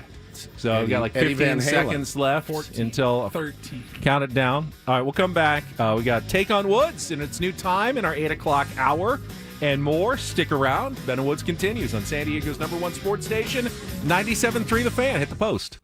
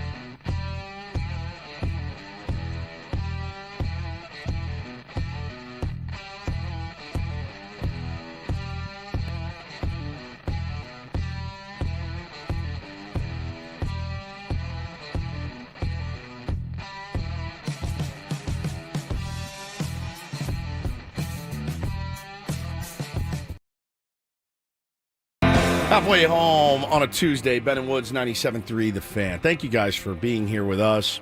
Difficult day, difficult 30 hours or so, certainly. But, as I said, coming off the intro in the morning, we're not the people that you need to feel bad for, right? At all. And, we want this resolved as peacefully as anybody and everybody can and get back to the business of trying to win some baseball games. It's my favorite game in the world. It will always be my favorite game. Nothing will ever take the place of baseball for me. It's not close. And they continue to change the game and do things to the game. Doesn't matter. I will be there. I will be there until the day I die. You got me. You got your hooks in me, and I'm never leaving. I mean, I've gone through so many ups and downs in a lifetime of being a Padres fan. It's not the first ownership drama. It's not even the second. It's not even the third, right? Ownership drama that I've gone through as a Padres fan. We always, made it through to the other end. However it played out. I mean, the Tom Werner disaster. I mean, I don't know how anything could be much worse than that, but obviously, we'll keep our eyes on what's going on and keep you updated with anything that we learn. But all we know is what was really made public yesterday. Yeah. We, went through the statements from both sides, and at this point, I'm going to continue to say that, I would just like Peter Seidler's wishes to be respected, whatever they are. And both sides say that they are trying to respect Peter's wishes. I would like to think that a careful examination of the facts in a courtroom by a judge, a jury, whatever is going to end up happening, will determine, the truth and the true intent, and then we'll move on from there, with some certainty and feeling hopefully better about the situation. No question about it. I'm Woodsy. That's Paul Reindl, the executive producer, and of course the sports guru himself, Benjamin Higgins. I'm with you 100%, man. I love. Purple said in the chat, he said, I only watch baseball because of the Padres. This ownership drama might end that real quick. Yeah, I mean, look, I've seen people abandon teams for many reasons, a million reasons, really, and it's up to the individual. But, baseball for me is my greatest love. Other than my family, it is truly my greatest love in the whole world. And there's really nothing baseball could do to get I've rid of me. abandoned two teams in my life, both for the same reason. Yeah. Two teams that I was fairly passionate about. As a child, I loved the San Diego Clippers. And then they moved to Los Angeles, and I stopped really being interested in the Clippers. You went with the Lakers. And then I was totally in with the Lakers. Yeah. And then the San Diego Chargers, I was a dedicated diehard fan. And when they moved to Los Angeles, I stopped being a San Diego Chargers fan. I guess we know what it takes to, lose my fandom. Yep. Moving to Los Angeles. So in all of this, after the, the unexpected news from yesterday, it appears a new favorite has emerged to sign Roki Sasaki in the wake of yesterday's drama. And this is new reporting this morning, courtesy of USA Today and Bob Nightingale, who writes, while the Los Angeles Dodgers have been the heavy favorites to sign Roki Sasaki for the past year, some teams are convinced Sasaki has already made up his mind, and the San Diego Padres have emerged as the new choice among executives. It's like an alternate reality. Are you setting us up for this? I'm not. I'm reading what is being reported this morning that at least when talking to people around the league, Bob Nightingale, who does talk to people around the league all the time, they think that Sasaki is coming to the Padres and he's already made up his mind. Oh, man. That would be nice. That would be a nice little 12th day of Christmas present that would all make us happy if that does materialize. Yeah. It's Bob Nightingale. If his tweets were putts, how many of them does he make? I mean, you'd be surprised. Out of 10. It feels like you really, when you're an insider like that, you really need to be batting like 98, 99%. Yeah. And I mean, he's still probably in the high 14%. 80s range. I mean, is he? Most of the things, they are right. You don't notice when he's right. They're just misspelled. You just don't notice that, he's like most of them. They're usually right eventually. I don't know. I mean, I was watching Jerry Maguire. We both watched it over the break. Cush saves all. That's how I feel about Roki Sasaki. How'd that work out for Jerry Maguire? In the end, he ended up with Renee Zellweger. It worked out fine. No, Cush went with Bob Sugar. I know, but he ended up with Renee Zellweger. He lost Kelly Preston. He lost Kelly Preston for Renee Zellweger. She was not. And you're calling that a dub. She was not good for him. She's good for everybody. She was a rock climber. Yeah, I don't know how to feel about that Bob Nightingale tweet. I'm going to choose to ignore it. I think you'd be very wise not to get overly excited or optimistic. Chris said literally the other day, Nightingale said the Dodgers were getting Sasaki. Now he's switched his mind. I will say also, Jim Bowden in The Athletic wrote about his remaining free agent predictions yesterday. And of Roki Sasaki, he predicted he would either go to the Padres or the Yankees. Now he's been the one guy who all along has kind of said not going to the Dodgers. He has. He has all along go. You all think he's going to the Dodgers. He's not. He's not going to the Dodgers. And his argument has basically been because Roki Sasaki cannot sign a big deal, he's going to rely on endorsement money. Right. And if you go to the Dodgers and you are the third most popular Japanese player on that team, what endorser is going to go, hey, give me the third most popular guy in your team? No, they're all going to want to, the big stuff's going to go to Ohtani and Yamamoto. He needs to go to another team that is not dominated already by Shohei Ohtani. I like what you're selling. I just don't know if I'm buying it, but I like your sales pitch. That's what Jim Bowden has been saying all along. He believes, he said, I don't think the Giants make a lot of sense for him based on their weak farm system and mediocre Major League roster. I view the Rangers as a long shot, although they'd be a good fit because of their strong pitching room and leadership group. The Cubs also seem like a stretch to me. That leaves both New York teams and the Padres, and ultimately he predicts he will sign with either the Yankees or San Diego. Yeah, and there's a lot of buzz still going on around, and somebody asked in the chat if we were going to talk about this. There's a lot of buzz going around Luis Arraez to the Yankees. That's still something that is being talked about, is being debated. And I saw somebody tweet yesterday, I wish I hated something. I can't imagine hating something as much as Major League Baseball fans hate Luis Arraez. You see the one-trick pony. We talked about it briefly yesterday. I don't get it. I never will. I've argued with people many times online about it.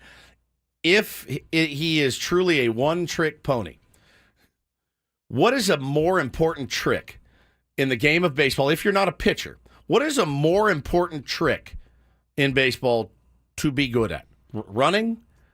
Catching? Throwing? No, hitting.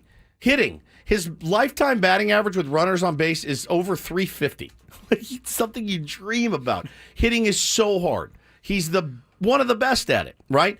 Somebody was trying to convince a Yankee fan yesterday that they do need Luis Arraez on their team, and they said, buddy, remember when we played the Guardians in the playoffs? Remember Stephen Kwan? Remember what a gnarly, tough out he was against the best pitchers, right-handed, left? That's Luis Arraez every day, and he's been doing it longer. For being a one-trick pony, he's a pony that I want in my stable. I really do. If I was A.J. Preller, and follow me here, because I do believe A.J. Preller values Luis Arraez. I think so, too. Probably more than most other teams and GMs. And A.J. probably knows that as well. Is it possible that all of the negative reports, they're not interested,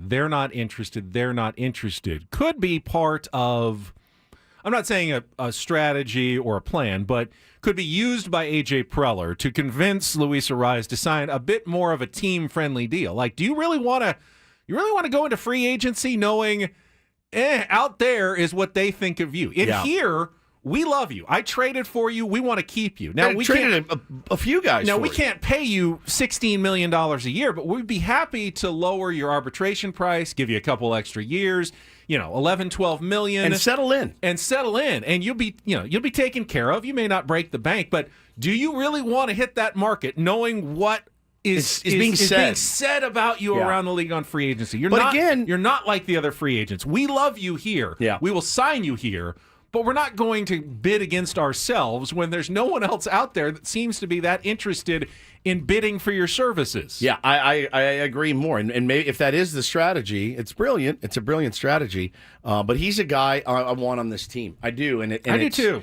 Just because I saw the energy shift when he got here last year. I saw it. We all did. And him being playing through that torn ligament in his thumb, he's healthy now. He had surgery. I need him here. I think he's a part of the pulse and the heartbeat of this team, and especially now with all this stuff coming out too, guys like that are massively important. They're massively important to keep the chemistry, the good vibes up, whatever it is.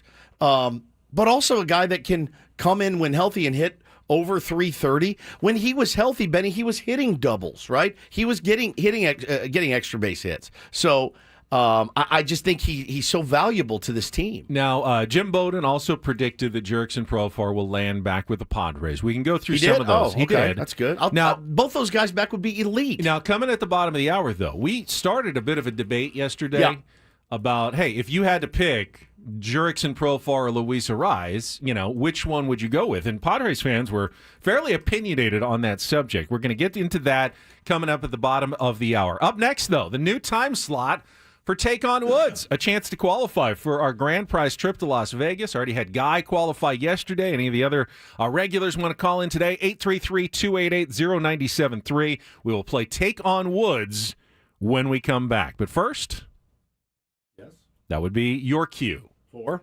Underdog. Oh, you didn't even tell me, did I you? know. No, Paul did, actually. He texted you.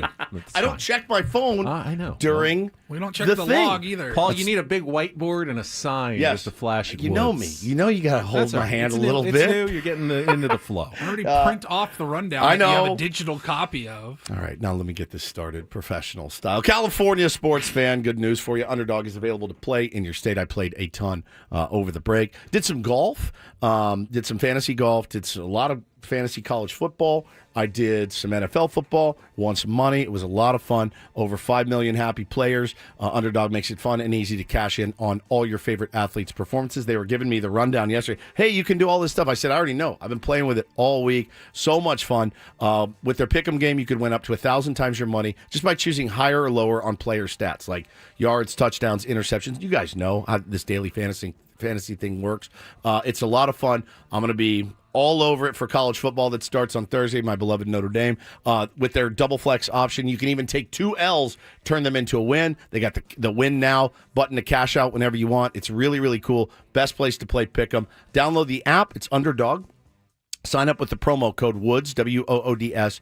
Deposit now to get $1,000 in bonus cash instantly. That's promo code WOODS. Must be 18 or over to play. Present in a state where Underdog Fantasy operates. Terms apply. Concerned with your play? Call 1-800-GAMBLER or visit ncpgambling.org.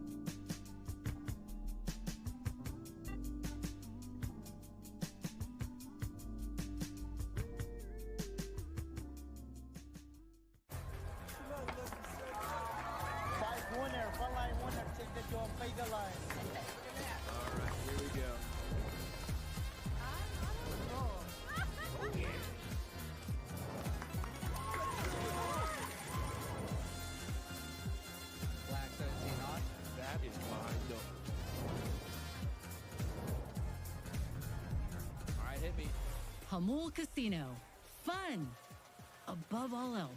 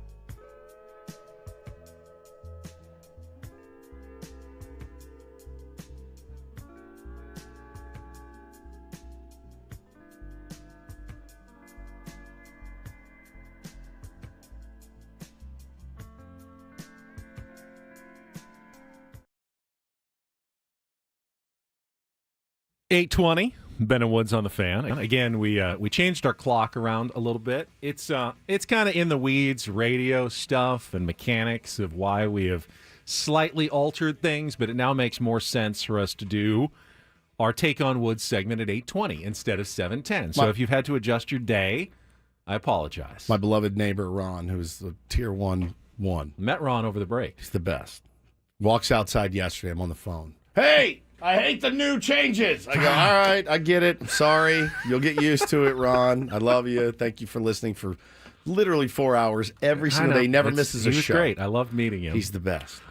He loved meeting you, too. He said he's tall. I go, yeah, he's a big boy. I am sorry, but I do believe that it's in the best interest of everybody. We can't make everybody happy all the time. I mean, we barely make anybody That's happy all the time, so sorry about that. We're really doing this just to make ourselves happy most of the time, to be honest. But if occasionally we can give away a trip to Las Vegas, might as well do it. Let's play Take on Woods.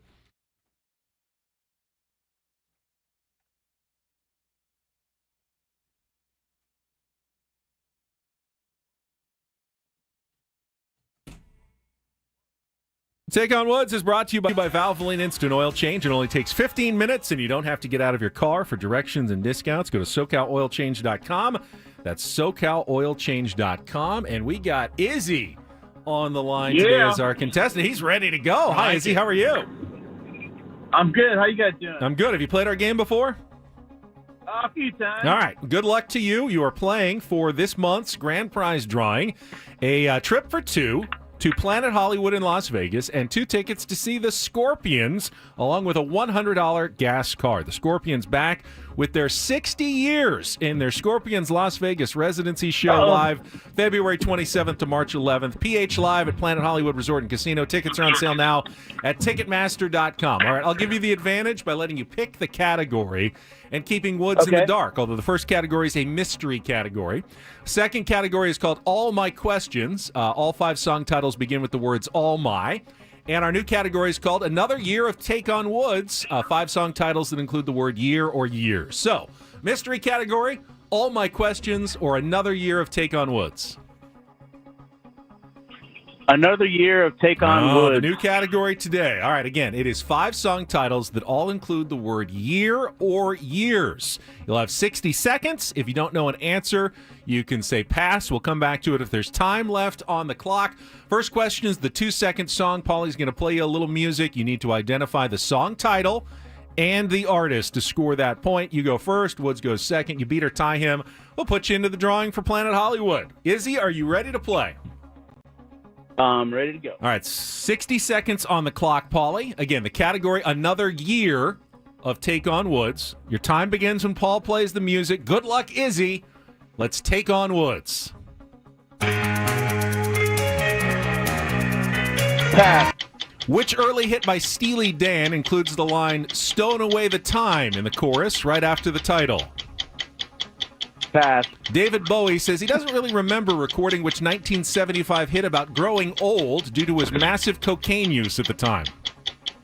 Pass. Mike and the Mechanics say it loud and say it clear in which title track from their 1998 album?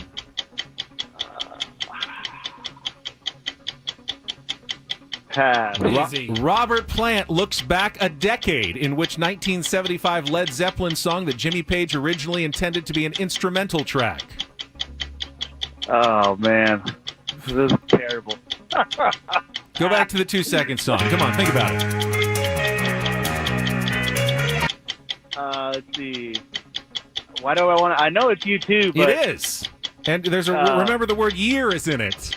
We just celebrated it. Most recent holiday. New Year. New Year's Day. Oh, you got shut out, Izzy. You're not gonna win the trip to Las Vegas. I Promise promise you, this will be over after you the first. that is true. I'll give everyone else a chance to play one more time along with Woods. He doesn't get the category, makes it a little tougher, but we will see. Izzy, thank you for playing. All right, Woods. 60 seconds back on the clock. Let's see how well you do here. Not the easiest of categories. Time begins when Paul plays the music. Good luck, Woods. Let's take on Izzy. New Year's Day, U2. Correct. Which early hit by Steely Dan includes the line, "Stowing away the time" in the chorus right after the title? Reeling away the years. Or reeling in the years. Correct. David Bowie says he doesn't really remember recording which 1975 hit about growing old due to his massive cocaine use at the time. I'll come back to it. Mike and the Mechanics say it loud and say it clear in which title track from their 1998 album? Is it? Pass. Robert Plant looks back a decade in which 1975 Led Zeppelin 10 song. years gone. Correct. David Bowie says he doesn't really remember recording which 1975 hit about growing old It's due to something his years. What is massive it? It's, cocaine use at the time. What is the song? Come on. Brain is mush, dude. 10 Mike and the seconds. Mechanics say it loud and say it clear in which title track from their 1998 album? It's not Wasted Years, is it? No. All right. What is the Bowie song? Golden Years. Golden Years. And The Living Years by The Mike and the Living Mechanics. Years. A 3 is good enough. Izzy actually got shut out today. Ooh. So you did win in the category Another Year of Take on Woods. New Year's Day, Reelin' in the Years, Golden Years, The Living Years, and 10 Years Gone. My favorite Led Zeppelin song. Is it? Yes, by far. It's not probably a common selection Oh, my God. It is just perfect. of a favorite Led Zeppelin song. Perfect song. Did you know that it was originally intended to be an instrumental track? I did not. By Jimmy actually. Page. Nope, but I just adore that song. Then Robert Plant added some words. Oh, brilliant words. Interesting. All right, well, we will have another category added tomorrow and another chance to qualify for our trip to Las Vegas to see the Scorpions and the $100 gas card and the whole shooting match, 9 yards, kit and caboodle Okay. for our January grand prize drawing. All right, as I said a little bit earlier, I believe our 97.3 The Fan account yesterday posted a discussion we had yesterday, late in the show, about whether you'd rather, if you had to make the choice, scarce resources and all, of whether you wanted to have Jurickson Profar back or Luis Arraez back next season. You kind of went Arraez. I kind of went Profar. And a lot of fans chimed in with their opinions as well. So I want to bring back that discussion because I didn't realize that we would touch on quite the nerve that we touched on yesterday and the two sides of the equation. Now, again, I think we'd all like both of them back. Correct. If we could. But this is assuming, hey, you only have room for one of them on the roster. Which one is more Maybe valuable? A comparable money contract for both. It's like heart and lungs, man, those two guys. You Yeah, know a what I little mean? bit. Truly. A little bit. I think anybody would say if you knew Profar was coming back on a $1 million deal Yeah, done. again, 100%. But he's expecting a raise. Arraez is going to be somewhere around $13, $14 million. You think Profar will be in that Maybe, neighborhood. yeah. So, I'm sure they both want more, but will they actually get more? So, the hard decisions that sometimes general managers need to make. We'll get to that coming up after a check of traffic. But first, here's Woods. What? I pointed at you. I totally pointed at you. Lone Pronto. Yes.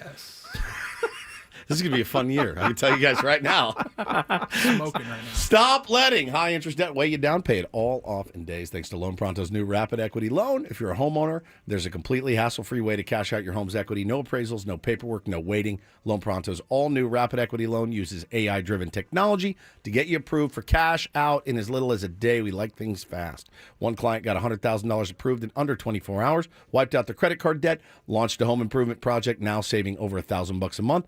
Instant approvals, low fixed rates, fast transfers. Get cash to consolidate your debt. Get off to a fresh start. For the new year, fresh start feels real good. Call Lone Pronto now. See how much you qualify for. Don't wait. Get it fast by calling 619-207-4336, loanpronto.com, 619-207-4336, or loanpronto.com. Equal housing lender, NMLS 1661781. On approved credit, NMLSconsumeraccess.org.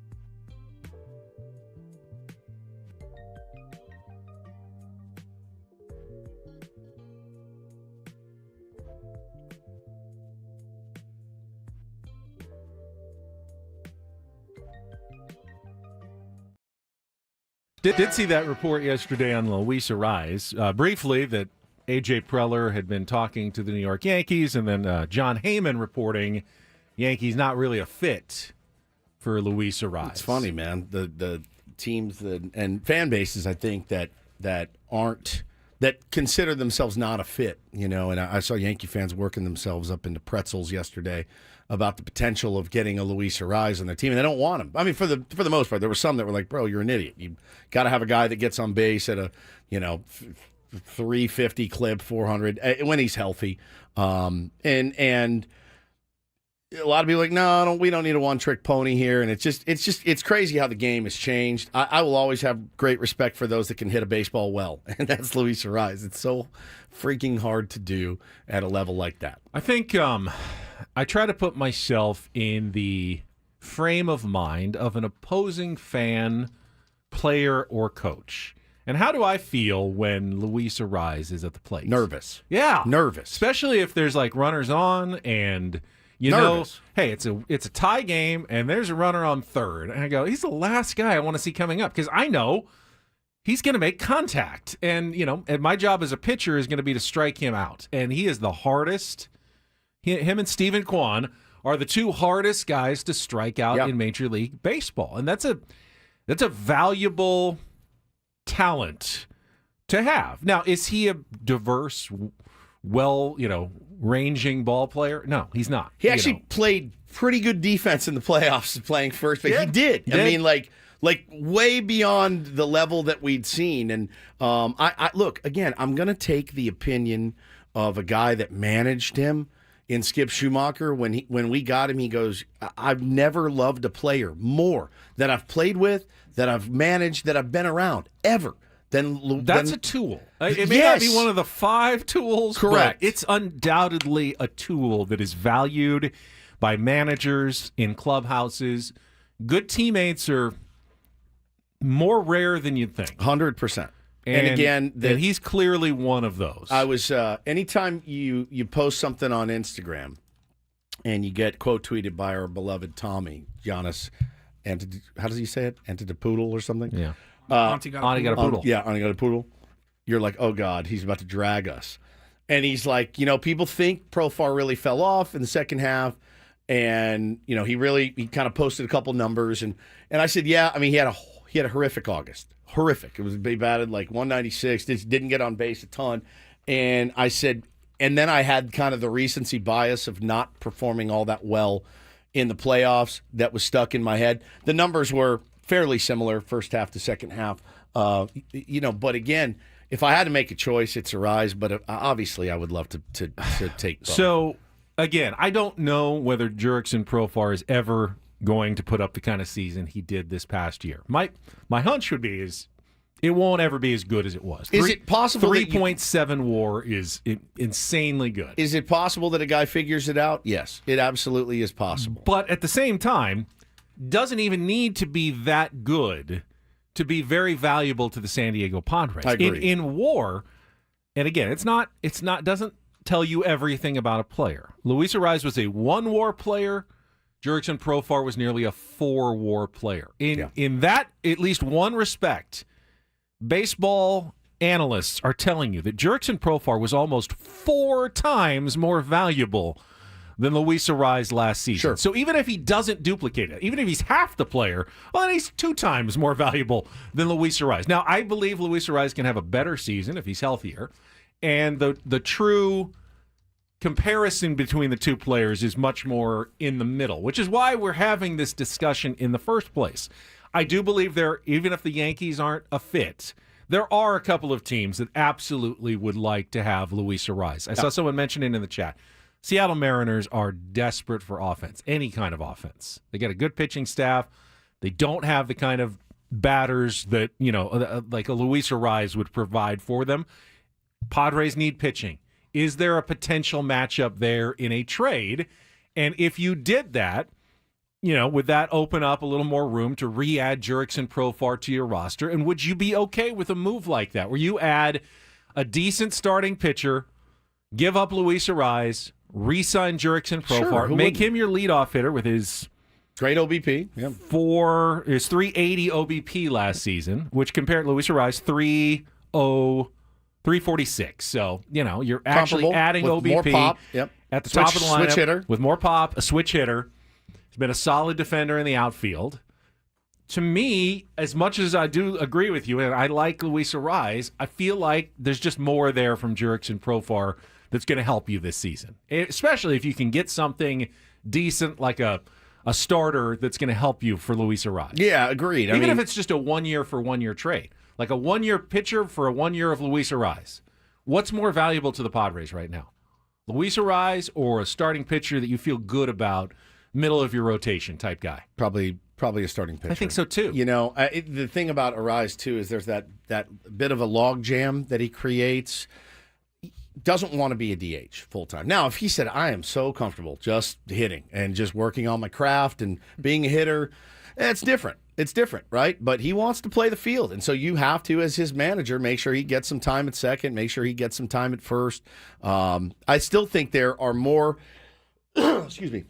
more options available for the San Diego Padres of guys that could draw interest from other teams. I think Jake Cronenworth might be one of those guys. I think Robert Suarez might be one of those guys. I know Dylan Cease is one of those guys. It's going to be hard for me to stomach a Dylan Cease trade without getting major league caliber players that are ready to start for your team immediately. But, we let A.J. Preller do his magic and see what happens. With Arraez, though, he doesn't really have a position. He can play a couple of positions okay. Doesn't run well, doesn't throw well, doesn't matter. He hit, when healthy, the guy has the potential to win a batting title every year and set the table for Tatis and Manny and guys behind him. Looking in the comments of the post yesterday when we were talking about Arraez versus Profar, it feels like Padres fans were running about maybe 3-2 for Arraez. Yeah. There was definitely some Profar support, but I see more like Arraez. All right, probably like 2-1 even, if not more. There's a couple of people who would say Profar. I don't either. Well, and again, that's between my kids. And I saw one Taylor of the, wins one right of the now, tweets from Matthew was the saddest part of baseball is smaller market teams having to debate role players like Profar or Arraez, while the big markets just sign every star player under the sun. Profar or Arraez is not the depressing gut punch we wanted today. No shot at y'all for this discussion. It's fair. You should be able to have both guys on your team, but, neither of those guys are $300 million players, right? If you want those guys and they're a part of the fabric of your team, it'd be nice to just bring them both back, right? And just run it back a little bit with what you had last year. And I think everybody listening right now, if today they went out and said, Luis Arraez has signed we've worked out an extension for 3 years, and we've added Jurickson Profar for 3 years. I don't know of too many Padre fans that are going to hit the wall pissed off. No, but then you still need pitching. I mean, you still need to go out and get pitching. And let's live in the real world. They may slightly increase payroll. They may slightly go over the luxury tax, but they're not signing 3 massive free agents at this point. And there's not that much pitching left in terms of, Jack Flaherty, I think, is out of their price range. He's one of the last starters left. Who are you going to get? And would you rather allocate that money toward both Profar and Arraez, or one of the two and another pitcher coming in to help this starting rotation this year? I don't know. I just feel it's a more balanced team with another pitcher and one of those two. And again, yes, I'd love to have all 3 and more, but I'm trying to at least operate in some semblance of a real world here in what we're dealing with. It's got to be a tough place to be for Luis Arraez, who again is lauded by people inside the game for his ability to hit the baseball, get hits, and should he walk more? Yeah, he should. Does he swing into too many bad pitches? Yes, he should. He does. Why? Talk to him about that because he thinks he can get to him. He has a really good average on balls outside of the zone. Yeah, 100%. So I think Like somebody said in here, I think Padre fans in particular are holding on to the modern Tony Gwynn thing too strongly with Luis Arraez. I don't think he's Tony Gwynn at all. Tony was a Gold Glove caliber right fielder that had gap to gap power and hit extra base hits. Luis, when healthy, it has some of that, not quite at Tony Gwynn's level, but in this day and age of some guys still working the three true outcomes, it is refreshing as a fan to watch a guy that can hit lefties, hit righties, spoil pitches. I love it because I love hitting. I love it. One area where I will agree with the Luis Arraez critics, and it has nothing to do with the Luis Arraez personally, but the value of a batting title is a lot lower now than it used to be. It is. I think it's one of my boomer takes is like, if I was playing baseball, God, I would love to win a batting title. My God, in this day and age, winning a batting title means something. Hitting over 300 means something. Winning a batting title doesn't mean anything. To me, like I said, if he had finished second all of those years with the exact same numbers, he's the exact same player, whether you win the batting title or not. Honestly, if Tony Gwynn had won 0 batting titles, he's no less of a player. If he put up the exact same numbers, over 3,000 hits, hit 394, but every year someone edged him by 1 percentage point, wouldn't have made him any less of a player. But because he just happens to have that, that trophy in the case at the end of the year, you can't really add a lot of value for the trophy. It's the player and the numbers that you're paying for. Sure. And those are good for Luis Arraez. Those are valuable numbers that he puts together. But the batting title should be irrelevant. Oh, but how can you give up a guy who won 3 straight batting titles? Well, I mean, you can if you don't think he's going to be helping your team more than the player you're getting for him. That's simply the bottom line. Yeah. All right, we have to check traffic. I teased something in our promo after the show yesterday about one move that got under my skin a little bit this holiday break when we were gone. I can hear the money rolling in already. Paulie, make sure you put this on YouTube later. And I will get to that after our traffic check here on 97.3 The Fan. From the 855 Get Ross Traffic Center, protecting San Diego after accidents or injury, here's Kelly Danick. Well, nice while it lasted, but now we got a couple of crashes. Southbound side of the 15 past Carroll Canyon. This one is blocking the 3 left lanes. And northbound side of the 805 near Imperial. Got a collision that's been moved over to the right shoulder. I'm Kelly Danick with Ben & Wood, San Diego's #1 sports station, 97.3 The Fan. All right, so I have made peace with the fact that our neighbors to the north, the 2024 World Series champions, can pretty much do what they want. They have mostly unlimited resources. They have cachet right now. It's cool to be a Dodger. Great. Congratulations to you. Again, we have to live with that as Padres fans. Yep. And you got us this year. You got us as good as you're going to get us. It was painful, and we have to live with all of that going forward. What bothered me, though, when the Dodgers, during our holiday break, brought Teoscar Hernandez back. Mm-hmm. Smart move, I think. Which for is, them. again, I was not surprised in the least bit that he re-signed with the Dodgers. But what got my goat was the fact that Teoscar then said in his he hates this his news conference, yeah, I could have probably made $5 to $7 million more if I had signed somewhere else, but I decided it was more important for me to come back to the Dodgers. Why did you let the Dodgers pay you less? The Dodgers of any team can afford to pay you what you're worth, if not then some.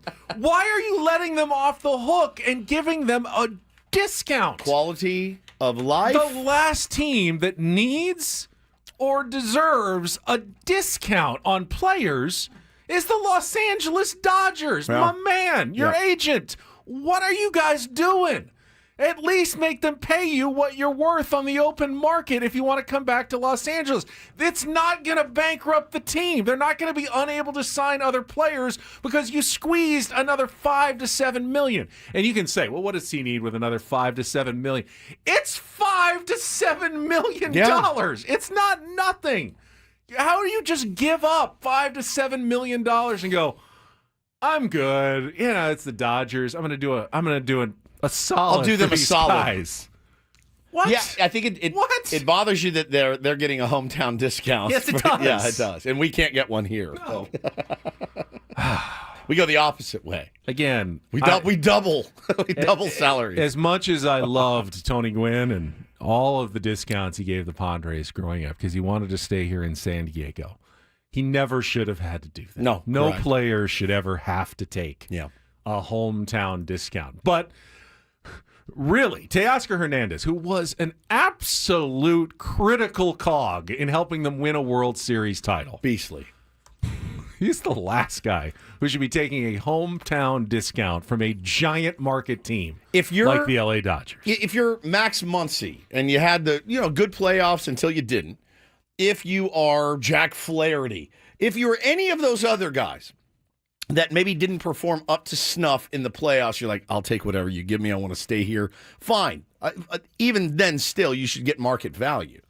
But if you're Teoscar, who was an integral part of winning that World Series, I would go into free agency and be like, you guys are about to pay through the nose. Pay through the nose. And if you think I'm mad now, Dodgers fans, wait to see how mad I am when Clayton Kershaw returns at less than the $10 million option that he declined this offseason. He could have made the Dodgers pay him $10 million, taken his time rehabbing, but he declined that option still with the intent of returning to the Dodgers. My guess is the Dodgers aren't going to go, oh, great, we're going to get half a season of Clayton Kershaw. Let's give you $15 million. Right. They're going to probably give him like $5 million. Yeah.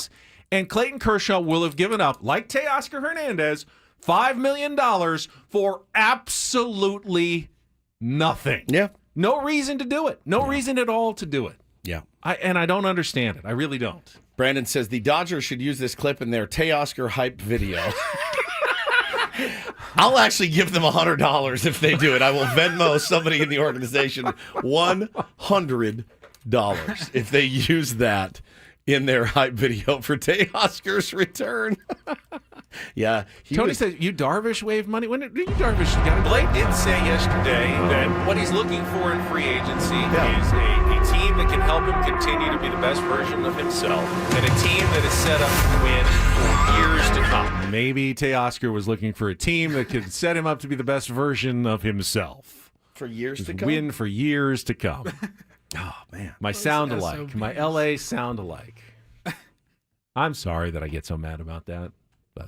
It's all right. Don't ever apologize. Don't ever apologize I like for it when that. Ben gets fired I love when his blood pressure spikes. It really makes me Doesn't happy. bother me for like a week or so. Yeah. Like, really? Really, Teoscar. Purple just said, man, I forgot Snell was a Dodger. This sucks. Bro, it's going to happen. They're going to take the field. You're like, oh, my God. Michael Conforto just hit a 3-run homer off Yu Darvish. This is the worst. I forgot he was there. Holy cow, dude. That is so funny. I'm going to see a Sung Kim out there. Yeah. And even though it's not ours, it's still going to bother you that they have one next season. That's crazy. There's going to be so much that bothers you about the LA Dodgers next season. Yeah. I mean, think about it. I mean, Just they got to win. the ring ceremony, the banner raising. It's just... I can't watch it. It's just stomach turning. I just can't. And I don't hate them as nearly as much as you hate them, but man, it's not going to be fun. It's not going to be fun. I want to fast forward through all that part. Yeah, I do too. Get to another chance to beat them at some point. Just get to the games. That's kind of my mentality now. It's so funny, man. We were talking about Padres baseball yesterday, and I'm sitting here in the studio saying, look, you can't worry about the future of the team. Obviously, you just got to worry about, the first game of 2025. And then the news breaks yesterday, and I'm like, all right, now I'm actually worried about the future of the team beyond the year 2025. And I think it's a very valid concern. And hopefully that gets worked out sooner than later. And everyone can move forward. But it's weird how that works. You say something, and then later that afternoon, it kind of gets turned on its ear. Ooh, all right. You all right? Yeah, I'm good. Just, letting I had that blood pressure cuff I told you about that I've been trying to check my blood pressure just to make sure it's okay. This would be a bad time to check it right now. Probably have to call an ambulance and take me in. Yeah. So I'm just glad I don't have to check it. Like you had a Red Bull. Never a good idea with me. I know. All right, we've got 1 hour still to go. Remember, we have moved the Reindl Report to its new time slot of 9:35. Paulie's still adjusting. But We he's got a all little are. extra time to put together his final 3 stories of the day. We can bring back some of our Padres discussion if you missed us from earlier this morning. I know a lot of people were eager to hear what we'd have to say. Woods, I was moved by your words. I thought you came and spoke from the heart, honestly, this morning, and I hope that Tier 1s and San Diego appreciated what you had to say Thank this you, morning. But we can bring back a little bit of it that we're all going through. And again, I was a little emo yesterday. I've been a little emo, man. I told you I got emo over the break when I left my family in Texas. They're going to hear this and take this personally. I don't mean it this way. I don't get sad when I leave there to come back here, right? But for whatever reason, man, it's Christmas, the holidays, your family's there, and I've been a little emo lately. Go figure. So I was reading that yesterday. It made me emotional. And then, of course, the report this morning that seems too good to be true from Bob Nightingale that the Padres have emerged as the consensus choice among executives in baseball for Roki Sasaki. How can that be? I don't know. Again, I'll let myself at least enjoy it for the moment. One of those moments where I couldn't be happier to be wrong about my gut feeling. Would love to be. Love to be. He's already picked him, says a lot of executives around the league. So we'll get to all of that coming up next in the final hour of Ben Woods on San Diego's #1 sports station, 97.3 The Fan.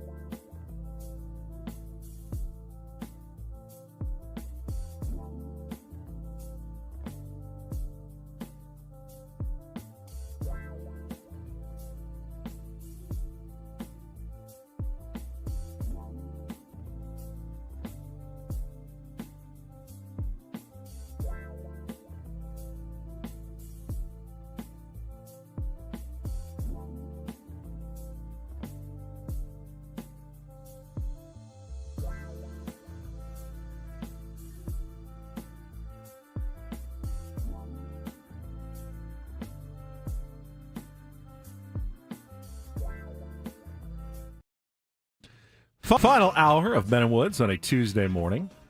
My timeline was actually inundated with two things yesterday. One, Padres drama, obviously. The other thing was WWE. Was it last night? WWE Raw at the Intuit Dome up in Los Angeles, the home of the Clippers. Yep. And I have, again, we've talked about this in the past. I have never been into it or a fan of professional wrestling. Into it. Get it? Into it, yes. I saw like Hulk Hogan was getting booed. Yep. And John Cena was on Netflix. John Cena was doing like some sort of, was it his last or like big? I have no idea. I don't know. Yeah, what are you asking me for? Neither of you can give me any instruction as to why. Again, this was such a big event last night. People love wrestling. I know, but was this like some sort of special event, or was it just the next one in the line? Like they keep, the next. I think it was a big event. I mean, it was a John Cena farewell tour, James says. It's their huge debut on Netflix. So it was their first Netflix show. So that makes Netflix sense. paid a ton of money. I remember that to get rights to WWE, and this was the first big one. So they had it in a brand new arena, and they made it a John Cena farewell thing. Yeah, first show on Netflix is what everyone's saying. I'm with you. I loved it when I was a kid. I had all the action figures and big Hulk Hogan, Andre the Giant, Kerry Von Erich, the whole Von Erich family, the Freebirds, all of it. I grew up with it. I loved it. And then I didn't. When I got older, I was like, all right, I'm not watching this anymore. I just outgrew it. But is there like a regular season and a playoffs, or like you really want like a March Madness type I scene. just want to kind of understand how it works. It seems like it's on constantly. Like when it was on USA, there was Monday Night Raw and Tuesday night, and I mean, how many events can they have? Isn't there like all right, we're getting kind of oversaturated with all the wrestling stuff. James says it's all year round, so they just have different events. leagues or whatever, different organizations now as well. There's a regular it's not just WWE. I'm reading comments here as though they're fact, so because I don't know. There's a regular season of Raw. I'm going to look up the standings. Who's currently in the league? Oh, all right. Wrestling standings. Power ranking. Power ranking. Power rankings. So that's 2018. That's not going to help me. No, What are the current power rankings? 7 years ago. Yeah. WWE Wrestle Rank 2024, ranking the best wrestlers from 60 to 1. This is on ESPN. Roman Reigns, number 1. Sounds like an adult film star. It does. Cody Rhodes, number Also 2. another Dirk Diggler. MJF. Chest Rockwell. Seth Rollins. Jack Horner. Sounds like a middle infielder. Sounds like a Padre. Jay Uso. I don't have any. CM Punk. I've heard of CM Punk. Will Ospreay. That sounds like a golfer. Rhea Ripley, spelled R-H-E-A. Oh, that's Rhea. Rhea. She's a women's champion. Mercedes Moné. Okay. Gunther. Just Gunther. Just Gunther. All right. Raw Monday, next Wednesday, or NXT Wednesday, and then SmackDown on Friday. Seems like a lot, doesn't it? Yeah. Ben Can you Hungens is your name. Can you keep track of all of it for me? Just, No. And then there's like AEW is a completely different brand. It's like I don't know what nights those are. It's like AAF versus the NFL. It's like a different league. Yeah, different league, Different I think. players. Yeah. You don't have to follow every sport. You do enough. You do plenty. I feel like I'm lacking. I something. can't even view this as a sport. I could bone up on a few, but you don't need to. You're good. You've got enough on your plate as it is. I don't really need you getting into wrestling, to be honest with you. I could do a pretty good real or fake on this. You could. Orange Cassidy. Fake. Real. Oh, real. Braun Breaker. Real. Right, real. Tony Storm. Real. Real. Tony? Tony. Tony. T-O-N-I. AJ Styles. Real. Yeah, these are all real. Austin Theory. Real. Real, yeah. Very good. You are nailing them. I mean, I watched you read it directly from the website. He wasn't just My pulling those poker, out of not a thin good air. poker face on that one. I need a little prep time to come up with the Yeah, face. my feed was pretty flooded with it yesterday as well. And it's not just Chris; it's other people too. Yeah, it's so many people. Everybody was way into it. Maybe I'll try to watch it next time it's on Netflix just to see the presentation and whatnot. See if it sparks anything. I mean, I used to watch the WrestleMania tapes, the whole thing. I was way into it. Yeah, Dominic says, for someone who's bothered by things that aren't real, why would Ben get into wrestling? I'm not going to. I'm just trying to understand what it is. Yeah.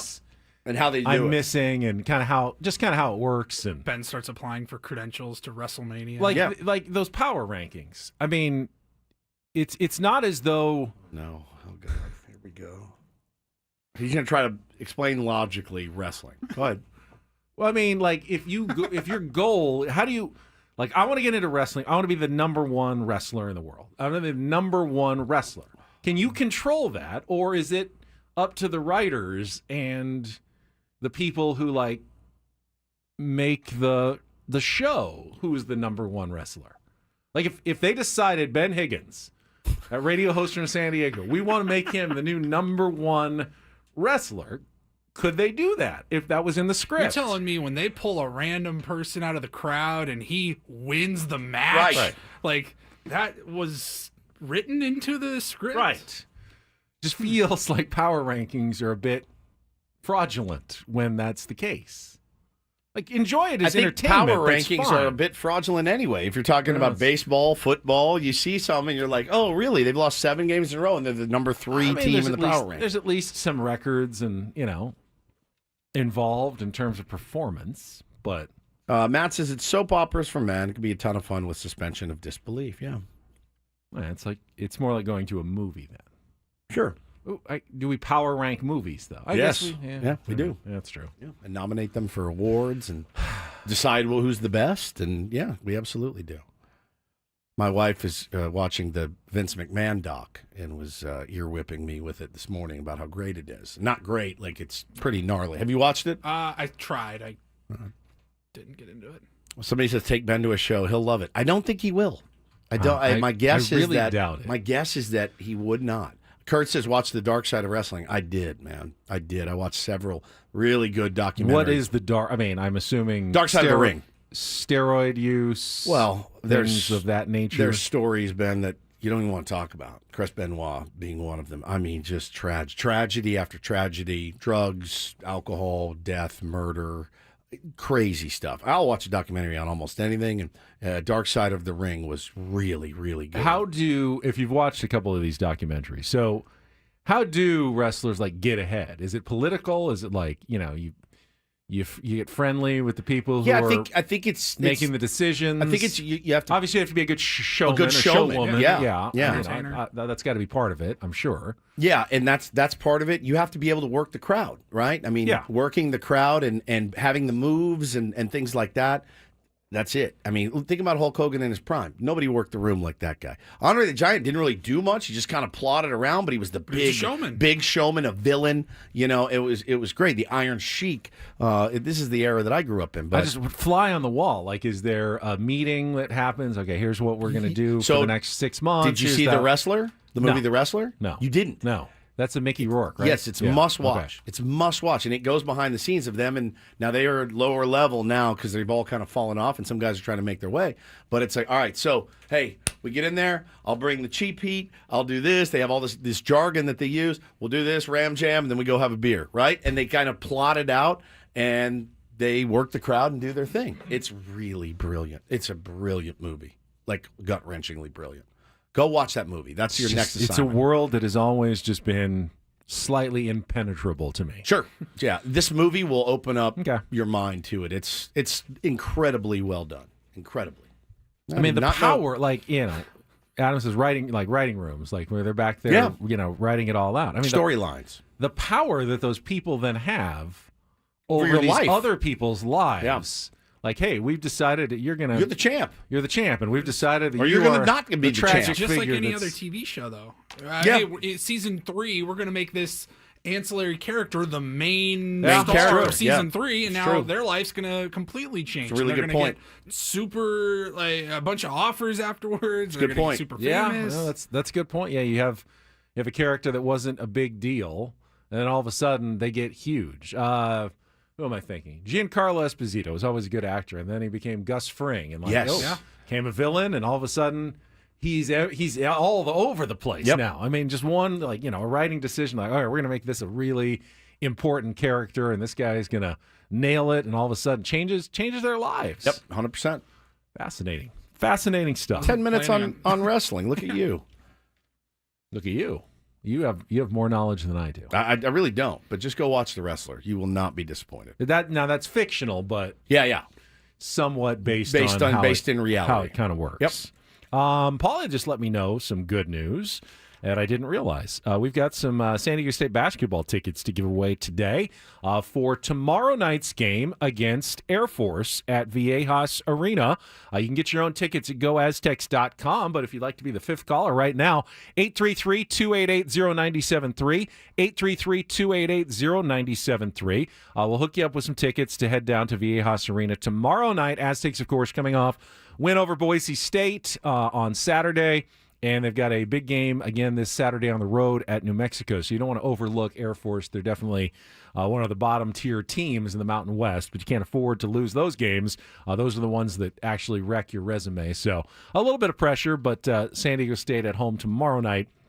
I saw they announced yesterday that later this month, they're giving away some Brian Dutcher bobbleheads. Yeah, I saw those. They look amazing. People are pretty excited about them. They look so fairly good. Cool. Yeah. I can't imagine what Dutch actually thinks about that. Oh, man. I mean, he's going to roll with the punches, but I wish they would make that noise. We need like another you push a button on the base. We need another Dutch drop. We've been playing that for like 6 years. You hit the bobblehead and you push the button on the base and it goes. It's the best. I'd like you actually, Paulie. Can you draw it out to like a minute long? I want to hear it in a minute for a full minute of Brian Dutcher. We'll see how long we can go without making people lose their minds. All right, call in now. Your chance to win. Reindl Report coming up. We'll be right back after a check of traffic here on 97.3 The Fan. But first, I'm going to tell you about SanDiegoFatLoss.com. SDFatLoss.com is how I lost 40 pounds in 60 days. I did it back in 2023. It was in the summer. So now it's been over a year and a half. And I got on the scale this morning.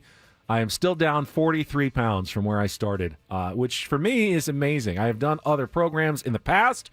I've lost weight in the past. I always gained it back, usually within a year or so. I just couldn't keep it up. But with the sustainable weight loss strategies from SDFatLoss.com, with help from my counselor and just learning how to eat and when to eat, I've not only been able to lose the weight up to a pound of fat per day, up to 10 to 20% of my body weight in 60 days, but I have kept the weight off. My energy is up. My sleep is better.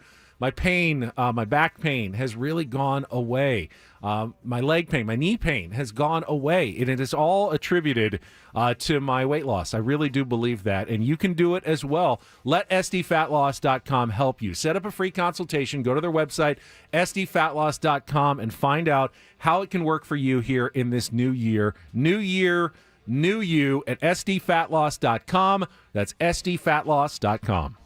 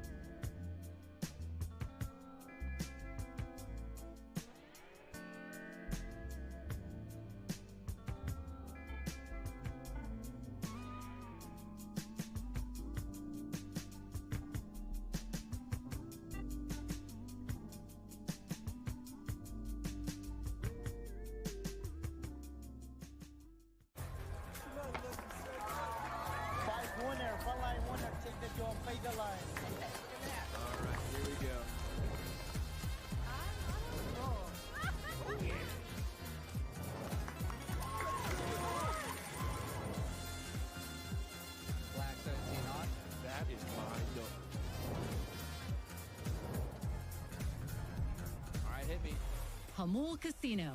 Fun above all else.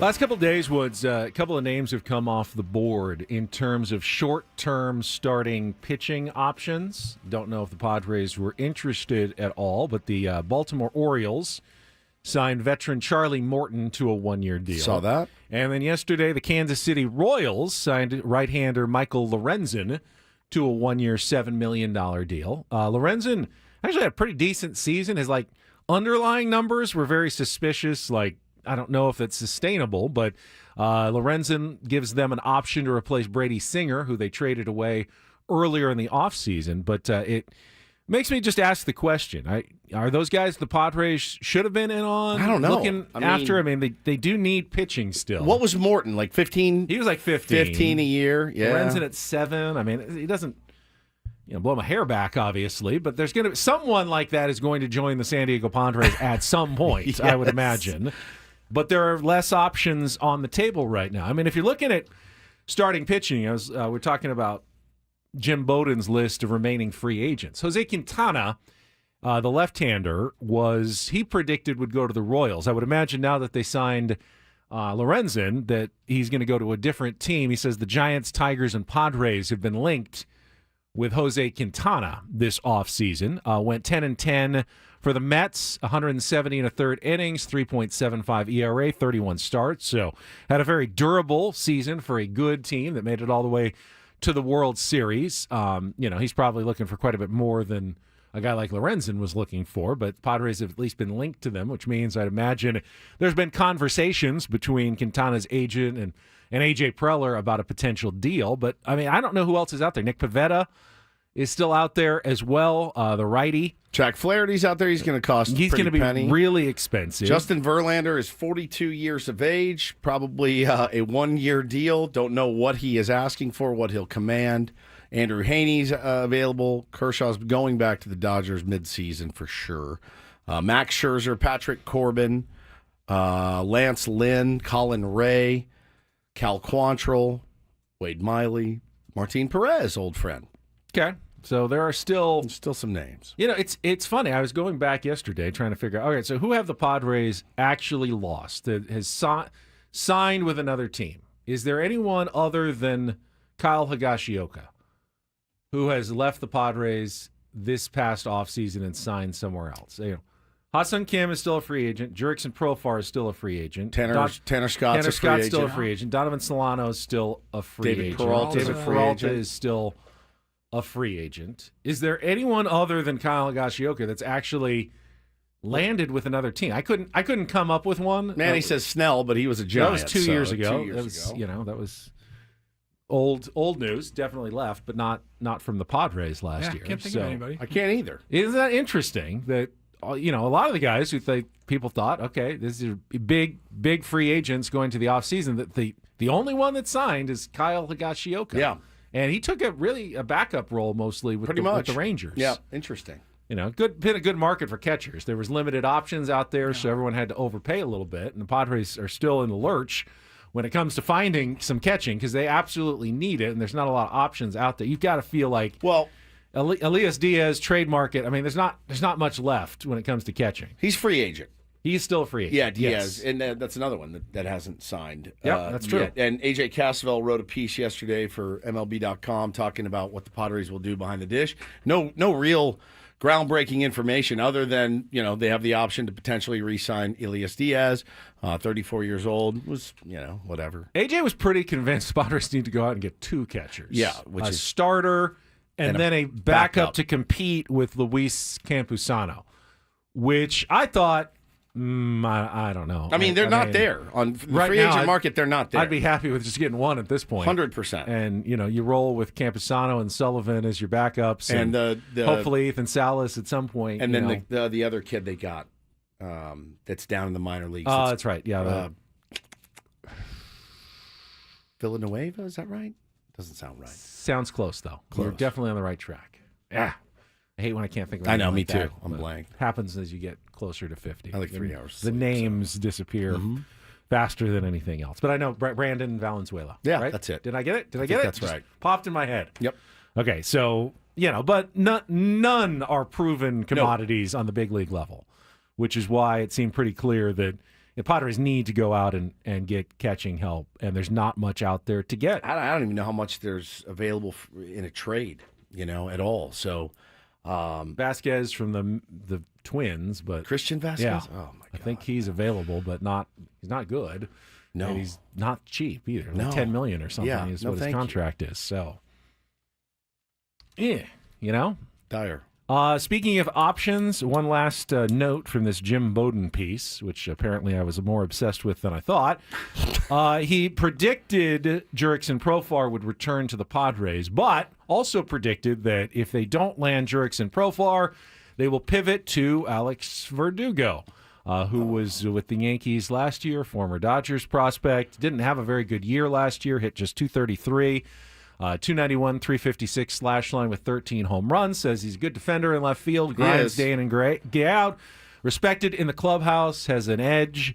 The Padres could pivot to Verdugo if they don't bring back Profar. Pirates also looking at Alex Verdugo. Yeah. That just came out 2 seconds ago. Okay. He's listed here with Bowden with Giants, Pirates, and Diamondbacks could make a depth play for Verdugo. Not a name I really had on my radar, but they need another starting outfielder, I would think. And if you don't get Jurickson Profar back, well, those are the kind of names you're looking at right now. Guys like Alex Verdugo. Yeah, great. Fired up. And then there's a lot of bullpen guys left. Tanner Scott's obviously the biggest name, but Kirby Yates, Estevez is still out there. Teams that are looking for relievers, Jeff Hoffman is still out there. I do not expect the Padres to go and spend a bunch of money on relief pitching. Nope. They have a solid bullpen core returning. They have some prospects that they're excited about that could hit the big league level. We saw Sean Reynolds a little bit, but there are some other guys they're excited about. Big Sean Reynolds fan, expecting a big Sean Reynolds year. And if the Padres do ever need bullpen help in 2025, I would expect it to come again at the trade deadline. Trade for it. For prospects Correct. and trade for guys who are having a good season as opposed to signing someone for money, just like they always do. And so I don't expect the Padres to be in the market for any of these relief pitchers who are currently looking for the big money this offseason. Yeah, somebody asked, are the Dodgers in on Tanner Scott? They were rumored to be, but he's seeking $20 million a year. I don't know that they'll pay that. I mean, the fact that he's not signed yet sounds like no one's willing to pay that at this point. Now the question is, who blinks? Does Tanner Scott bring down the price, or does someone go, we can't wait any longer, we got to have him, let's up our offer a little bit? I mean, we watched him pitch. He's pretty Blue Jays, awesome. Giants, Dodgers, Rangers, Diamondbacks. And there was a report that the Padres were talking to Tanner Scott as well. Again, that would surprise me. That would shock me quite a bit. Greatly if they brought back Tanner Scott. Red Sox, Craig Breslow, of course, was a left-handed reliever, seems to be acquiring a lot of lefties. Wants to spend some money, yeah, big time. So that's one of the other options. Wouldn't be mad at it. No, God, no. Out that they were trying to bring back Tanner Scott. Yeah, I mean, if that's who you got, I don't know how you'd fill your other needs, but you feel really good about leads in the 6th inning and beyond with Jason Adam and Tanner Scott and Robert Suarez. And Like, I fully expect him to move on to a different team, but it's going to suck to lose him. Yeah. I mean, there's different paths to victories. Some teams, will outslug you. Some teams will Starting pitch you to death. Yeah, just keep you in check for 7 innings with good starting pitching, and some will just make sure that you're going to have some leads after 5 or 6 innings, and if you can convert almost all of them, that's a path to the playoffs for many teams. Just by not blowing games in the 7th, 8th, and 9th inning with a really strong bullpen. No doubt, we had it, man. We had it. They had it last year. They had a few of those things together, which is did. why they were actually a legitimate World Series contender. It's hard to get all of those things at once, but they had starting pitching, they had the ability to outslug you, and they had the ability to hold on to leads at the end of the game. Until they didn't. Until they didn't slug at all. Or just the last 24. Yeah, just hit. I mean, they only gave up 2 runs in that last game. 2 solo homers. It's going to haunt me the rest of my life. So Yu Darvish had a really good game at Dodger Stadium to end the season. It's going to haunt me the rest of my life. Really good game. 24 scoreless innings in 24. And can we make it to 25? We said it yesterday. And no warning signs. 0. Whatsoever. Up until Fernando Tatis Jr.'s home run, right, in the 2nd inning, was it, of game 3. Everything looked great. We had this convo yesterday, off the air. Actually, we didn't have this on the air. This was an off-the-air convo, and I was driving around during the break, and the old 24 innings popped in my head. And I thought about it, because we're, going out to spring training in a month or so, and I'm going to sit down with Mike Schilt, going to sit down with all the guys that were involved in the 24-inning debacle. And it's the weirdest thing about baseball for me, is that I don't know that they could have done anything differently, right? Like, you didn't go into the offseason going, I need to get more cage work in or more front toss in. It's such an inexplicable part of this game that we love so much, and it makes it crazy to pinpoint what happened other than the stupidest explanation is that's baseball. Buddy Black nailed it. It's stupid, but it's also brilliant. If you're a football team, and you want to get a play and execute it to perfection, you can run it 50 times until you get it. If you're a basketball team, you can run a play 50 times till you absolutely get it. You know where everybody needs to be. If you're a baseball player, you go up, you see the ball, you try to put the barrel on it, try to get on base, then try to score. Next guy's got to do the same thing. What do you do to prepare for that? It's like just waiting. This could happen to anyone at any time. It just happened to happen to us at the exact wrong time. All right, we got the Reindl Report coming up next, and Paulie's going to talk about a name familiar to Dallas Cowboys fans and something about underwear, I believe, as well. As I remind Woods, you've got something. I do have something, and I want to tell all of the California sports fans out there just one more time today that Underdog is available to play here in our state. Best place to cash in on all your takes during the playoffs. Which players are going to go off? Which ones are ice cold? Definitely going to get some picks tomorrow or on Thursday for the Fighting Irish Penn State game. Higher, lower. You know how it goes. Touchdown, no touchdown. I'll be slate of college basketball. Great tonight. slate of college basketball. I'm not super good at it, but I will still mess around in Underdog. It's really fun. Very simple to do. I'm going to definitely look at that Notre Dame Penn State game for Thursday. Underdog, the best place to play Pick'em. You can download the app. Make sure when you sign up, use the promo code Woods. Deposit now to get up to $1,000 in bonus cash instantly. Use that promo code Woods. You'd really be doing me a solid if you've been interested in doing this fantasy stuff, fantasy pick'em. It's so fun. Had a great time with it over the break. So you must be 18, present in a state where Underdog Fantasy operates. Terms apply. Concerned with your play, call 1-800-GAMBLER or visit www.ncpgambling.org.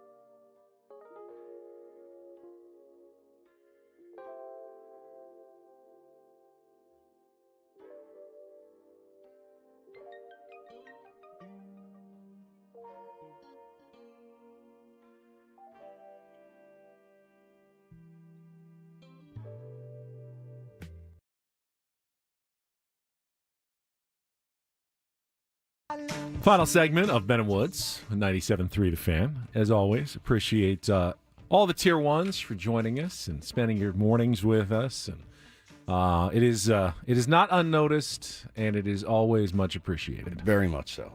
We have a new clock this year that we are trying. We're experimenting with a new time for segments like Take on Woods at 8:20. And the Reindl Report, which now comes in our final segment of the day. And, Paulie, we'll get to the stories that we have missed and a little bit more right after our last check of traffic here on 97.3 The Fan. From the 855 Get Ross Traffic Center, protecting San Diego after accidents or injury, here's Kelly Danek.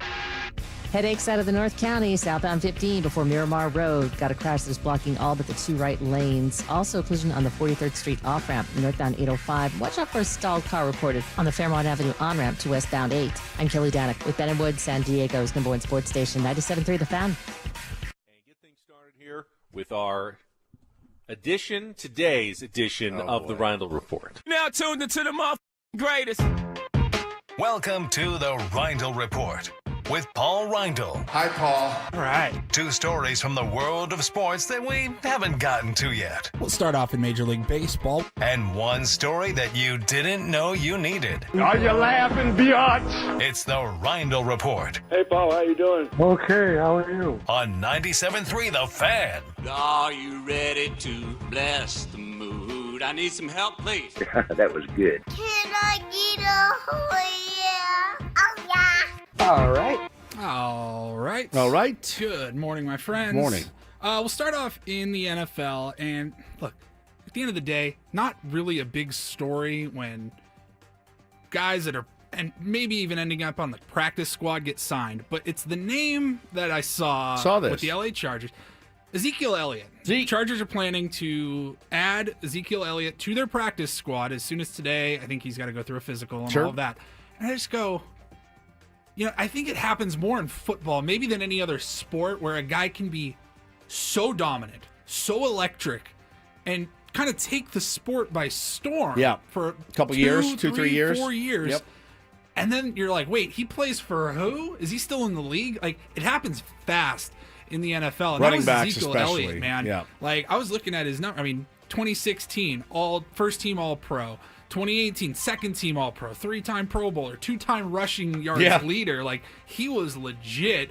And then he bounced around. Do you know he was on the the Patriots for a year? Did not know that. Yeah, Zeke was? Yeah. I thought Cardinals, I would have said, yeah. No, Cowboys from 16 to 22. Then a year with the Patriots, back to the Cowboys for this year, and now heading to play with the Chargers. So what are the rules here? What are the rules? Yeah, you can sign anybody to the practice squad. Right. Obviously, you'd have to activate him to the full roster if you wanted him by the to Cowboys. participate. Yeah, they let him go last month. But he can play in a playoff game, which is wild. He can play in the playoffs if he Yeah. wants. I'm going to surprise everybody here. Noted Chargers hater that I am.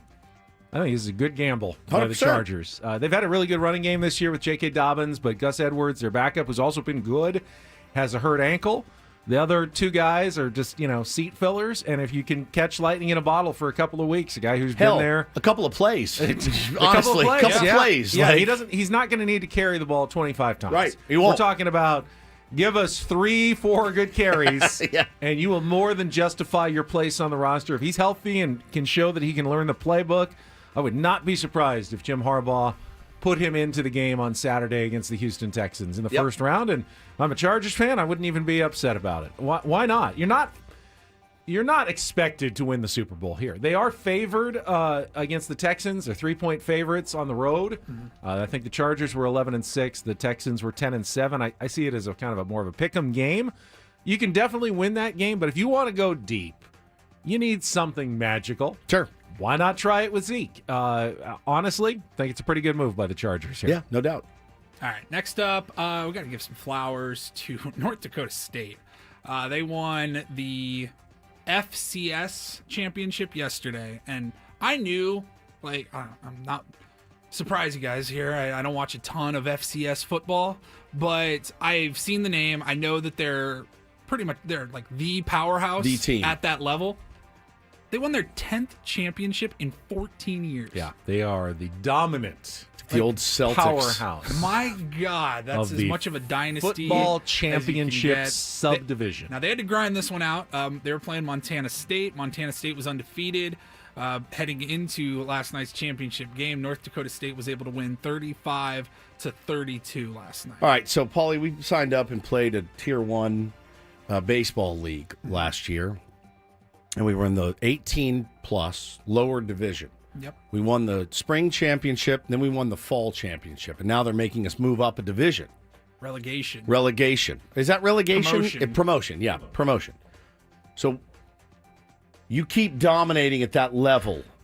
There's they're not looking to move you up to the next level. You can choose to move up if you want. You have to go through the process with like UCS, the NCAA, like kind of UCS did. And there's different scholarship limits and restrictions. Now, USD is in the non-scholarship, but they are also in FCS. So this season, if they win their conference, they go to these playoffs, the FCS playoffs, but then they usually have to face a team like North Dakota State that has got a certain number of scholarship players, and they tend to get their doors blown off. But this team, I don't know that much. I remember the Aztecs played him in the NCAA tournament in basketball a few years ago when I learned that their nickname is not the Bison, or the Bison.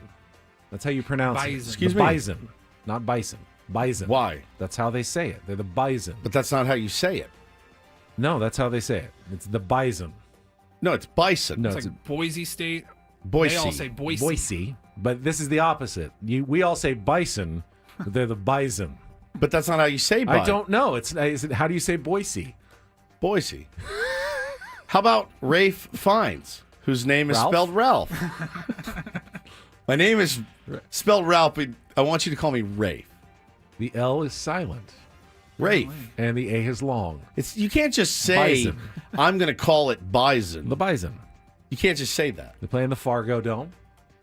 Indoors, because it would be really unpleasant to play outdoors in December in North Dakota, I'd imagine. I think. And they are the team to beat in the FCS subdivision. Yeah, Lisa says Bison isn't a proper noun. They can't just change it. It's a real word that you use. It's like the word duck. You can't call it a duke. They spell it with an S, but they pronounce it Bison. Zach says, my name is Zach. It's actually pronounced Bill. Yeah. Sack. Sack. I don't know. I didn't know that they were the Bison. Bison, yeah. That's very weird. So if the North Dakota State Bison... Stephen Woods. Steven. I mean, look, I was just reading, no other FCS school has more than 6 championships total. Total. As long as the sport's been going on. They've got 10 in their last 14 seasons. So if they, let's say you plucked North Dakota State and put them in the Mountain West. Are they competitive? I don't know. I feel like they would be. As the most dominant FCS team ever. Yes. I would say they've upset FBS. You know when you play that game against the team you're supposed to win by 40, and when they schedule those games against the real scholarship teams, they win them sometimes. So, yeah, they wouldn't be dominant. They wouldn't be going to the college football playoff anytime soon, but They'd win a few games if they were playing on the FBS level. No doubt about it. They're a really good team. Okay, asked and Yeah, answered. there you go. All right, that's it for the sports. I thought this story could be interesting and maybe applicable to at least one person in this room. Who? Yeah, the one that craps his pants every other year. Are you kidding me? Saw that One time. a survey went out recently that says over half of Americans carry along spare underwear There's no way. for emergencies. There's 50% of Americans carry spare. Like, I don't know if it's like in the glove compartment of your car, in the back or something, in a gym bag maybe. But they carry spare underwear, just like, you're getting ready to leave the house. All right, phone, got it. Okay, got my keys, got the wallet. Do I have my backup underwear just in case of an emergency? I don't think either of you. I don't. I've never done it. carry No, I any don't- spare underwear on me, but I do carry a vomit bag in my backpack now. When at Channel 10 they always say, in case when the Santa Anas are blowing, you're always supposed to have like a go bag Yes. in case you need to go cover wildfires or something with a change of clothes in it.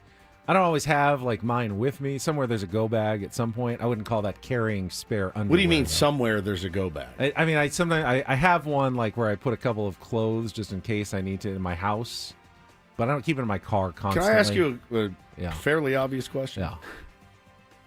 What good does a go bag in I your know. house Well, do you? I mean, we have a fire folder. you It's should all different. you should all have like things to grab. Is it to grab and go? Yeah, but just that's not quickly, for so you don't Channel have to- 10. You can't. Well, it's for anything really. Why don't you just put it in your trunk You could, but I got my golf clubs and other stuff in there. I don't want to clutter my car too much. with just a bag of clothes? Right. Why don't you I leave it don't at have the a office trunk. in case I could you do have an that. accident? Yeah, I could do that. Yeah, that's fine. Lisa says I But carry. If you have an accident, is it that essential that you need more underwear? You need more pants. I mean, not if you catch can it in go time. without underwear. You can go without underwear Yeah, for a little while. I've done it many times. Right. But you need pants is what All you right. need. So can I tell you guys this? Remember a couple years ago, 3 years ago, we do a tradition here on Ben and Woods where we go to I don't want to name the restaurant, but we go to a certain restaurant for New Year's Day. And we do our, hey, good to see you, plan to take over the world, the airwaves, the whole bit. We have breakfast together. 3 years ago we go. You guys might remember what happened to me on the drive. Paulie and I were going to go play golf after. Yep. And I had to pull over because I had an accident. I had to go into a Chili's in Mira Mesa. Had to get rid of the evidence. Then I I had think the phone call I received as I was pulling into the golf course. Paulie, it happened again.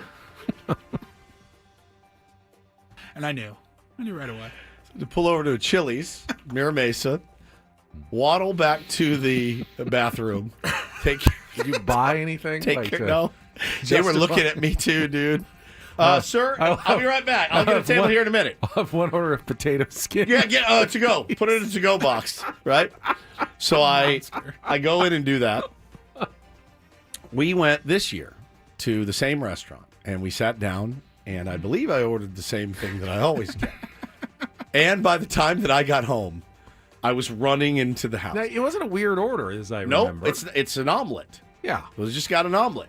But I don't know what it is. I don't know if they put some sort of diarrhea accelerator in there. But I was driving home and I was like, oh my God. Yeah, X-Lax omelet. I was running into the house. Like, Daddy. I'm like, leave me alone. I'll be back. You're a pretty good tipper. I can't imagine anyone's looking for revenge. Yeah, I but- paid for the meal and I tipped very well. I don't get it. So here's the thing. My proposal is next year we go somewhere else. Just as an aside. I had a good breakfast. I enjoyed my meal. You had your corned beef hash. Oh, that's my treat. He breakfast. loves it. Corned beef hash. He loves it. 2 eggs over medium. Oh, he gets so wheat excited. toast. At least jelly, maybe I'm lactose intolerant. Maybe hash I am. browns. I don't feel like I am, but yeah, that's two out of the eggs last. lactose or no, not? but there was cheese cheese, yeah, laden throughout it. So yeah, that's the. I mean, we're coming up on year 7 Yep. as a show. This is our 7th year. I mean, I can name at least 3 instances in those 7 years. It's where not too bad, and those are the ones Woodsy's you know. had the Those are the accident. ones you know Right, about. Those are the ones I know about. So No. it's at least 5. we're on an every other year pace. I think what the point of this story is that I should probably just throw a pair of Lululemon man panties in the middle console of my car just in case. Pair of pants. Get that go bag in your car, Benjamin. Of the nearly half people polled that say they do carry the spare emergency underwear, 70% of those people say it's come in handy. 70% of the 50%. 70% of the 50%. So do they've the math. used it. I can't. What's 70% of 50%? Asking me to do now. I have no idea. About 35 to 38%, I believe. So that means that almost 40% of people out there are having accidents that require spare underwear. Sure. So we started talking about islands and we finished talking about Chili's today. Two very different contexts. No, that I didn't get it from Chili's. Chili's I know. never. You ended never, up at Chili's. It never steered me wrong. I do apologize to the Chili's in Mira Mesa for what happened that day. Would you throw it away? Yeah, Or you throw it away. Take it with you? Yep. No, throw it away. Take it with me. Well, yeah. Just in the bathroom trash Put it in a can. bag. Sorry, I'll be walking out the door. Just walk into a restaurant and leave your. I put it in the garbage can. There's still a janitor that had a very unpleasant day, Woods. So sorry. Very bad surprise. God. I'm very sorry. I apologize to Chili's in Mira Mesa. Very sorry. All right. All right, here's Thanks, Paulie, here's a for list that. of teams that North Dakota State, the Bison, have beaten in the last 15 years. Minnesota. The whole list. No, these are the big time schools. Okay. Minnesota, Kansas, Minnesota again, Colorado State, Kansas State, Iowa State, and 13th ranked Iowa. They beat them in 2016. That's amazing. So they meet a top 25 team on the road as an FCS school. So yeah, they could compete. At least they can and they have at a decent level if they moved up a division, but they have been content to dominate at the FCS level. Okay. Tonight, I mentioned it earlier, I will be at least somewhat intrigued by TGL. The Tomorrow Golf League debuts on ESPN at 6 o'clock tonight with their first golf simulator match of pros, and I'm not even sure exactly which pros are in this one. I've got to imagine Tiger's got to be in the first one to create a little his baby, right? Buzz and drama. He's like the main investor and everything. This is his baby. This is he's the primary guy. So can I bet on it? I'm sure you can bet on TGL tonight, and see how it looks, how they present it. I mean, this is all going to be in the sizzle. It's not, as you said, it's not real golf. So you're selling a lot of sizzle here. They've gotten the arena right. It looks fantastic. It's impressive. Was jaw dropped, like, wow, what they put together is amazing. But ultimately, the product is going to have to be carried by the personalities and the players. And do they make it interesting or not? There's good golfers in Live. I never watched that because I'm not that intrigued by the product. All right, so will this be different or not? I got the lineup for you. Okay. Strap in. The New York Golf Club, which is Matt Fitzpatrick, Ricky Fowler, Xander Schauffele, and Cameron Young, are going to take on the Bay Golf Club with Ludwig Aberg, Wyndham Clark, Minwoo Lee, and Shane Lowry. So no Tiger in the first one. No Tiger in the first one. I'll pull for Xander. We like Xander. Yeah, He's we love been on Xander. the show with us a few times. I wonder if he'll be if Tiger will be there just as like the MC. I would think he's got to show up. I Yeah. mean, they put it in Florida because it's like a short drive from Tiger's house. Okay. So, it's got to be fairly easy for them to get there. Kurt says, will John Daly be there? If not, I'm not watching. I feel you there, my friend. I did see John Daly. I don't know if it was I think it was an old video of him celebrating New Year's Eve by like hitting golf balls over like buildings. Launching them over the streets. Yeah, just launching them over the streets and stuff. We are supposed to get John Daly on at some point. That's still. Is that true? That's still in the cards. Yeah, and I have a friend whose dad knows him very, very well, and has promised he will get John Daly on with us at some point. And that's when I'll stop down. I'll do 30 minutes. Well, I actually have to pre-tape. He said He said you will have to pre-tape the interview and you can bleep it out. Robert asked, because he wasn't here earlier, how do they putt? They built an absolutely gigantic green that's got hydraulics. It rotates and can change the contours, different pin positions. You chip to it, you putt to it, all like a real course. The only shots you hit are the long ones into this giant movie theater-like simulator. What if you drive the green? It'll roll up and it'll show where your ball should be right there on the green. Okay. And then you just put the ball there? right there and you putt for eagle or whatever. I may it watch is. 10 minutes of it. What time does it start? 6 o'clock All tonight. right. Yeah. I may watch it. All right, boys. Have a good day. All right, Annie and Nelson are coming up next. They dealt with evolving circumstances yesterday. Let's just say that. We will be back tomorrow morning at 6 a.m. Thank you to Paulie Reindl, our executive producer. For Stephen Woods, I'm Ben Higgins. Have a great rest of your Tuesday from all of us here at San Diego's #1 sports station, 97.3 The Fan. So long, everybody.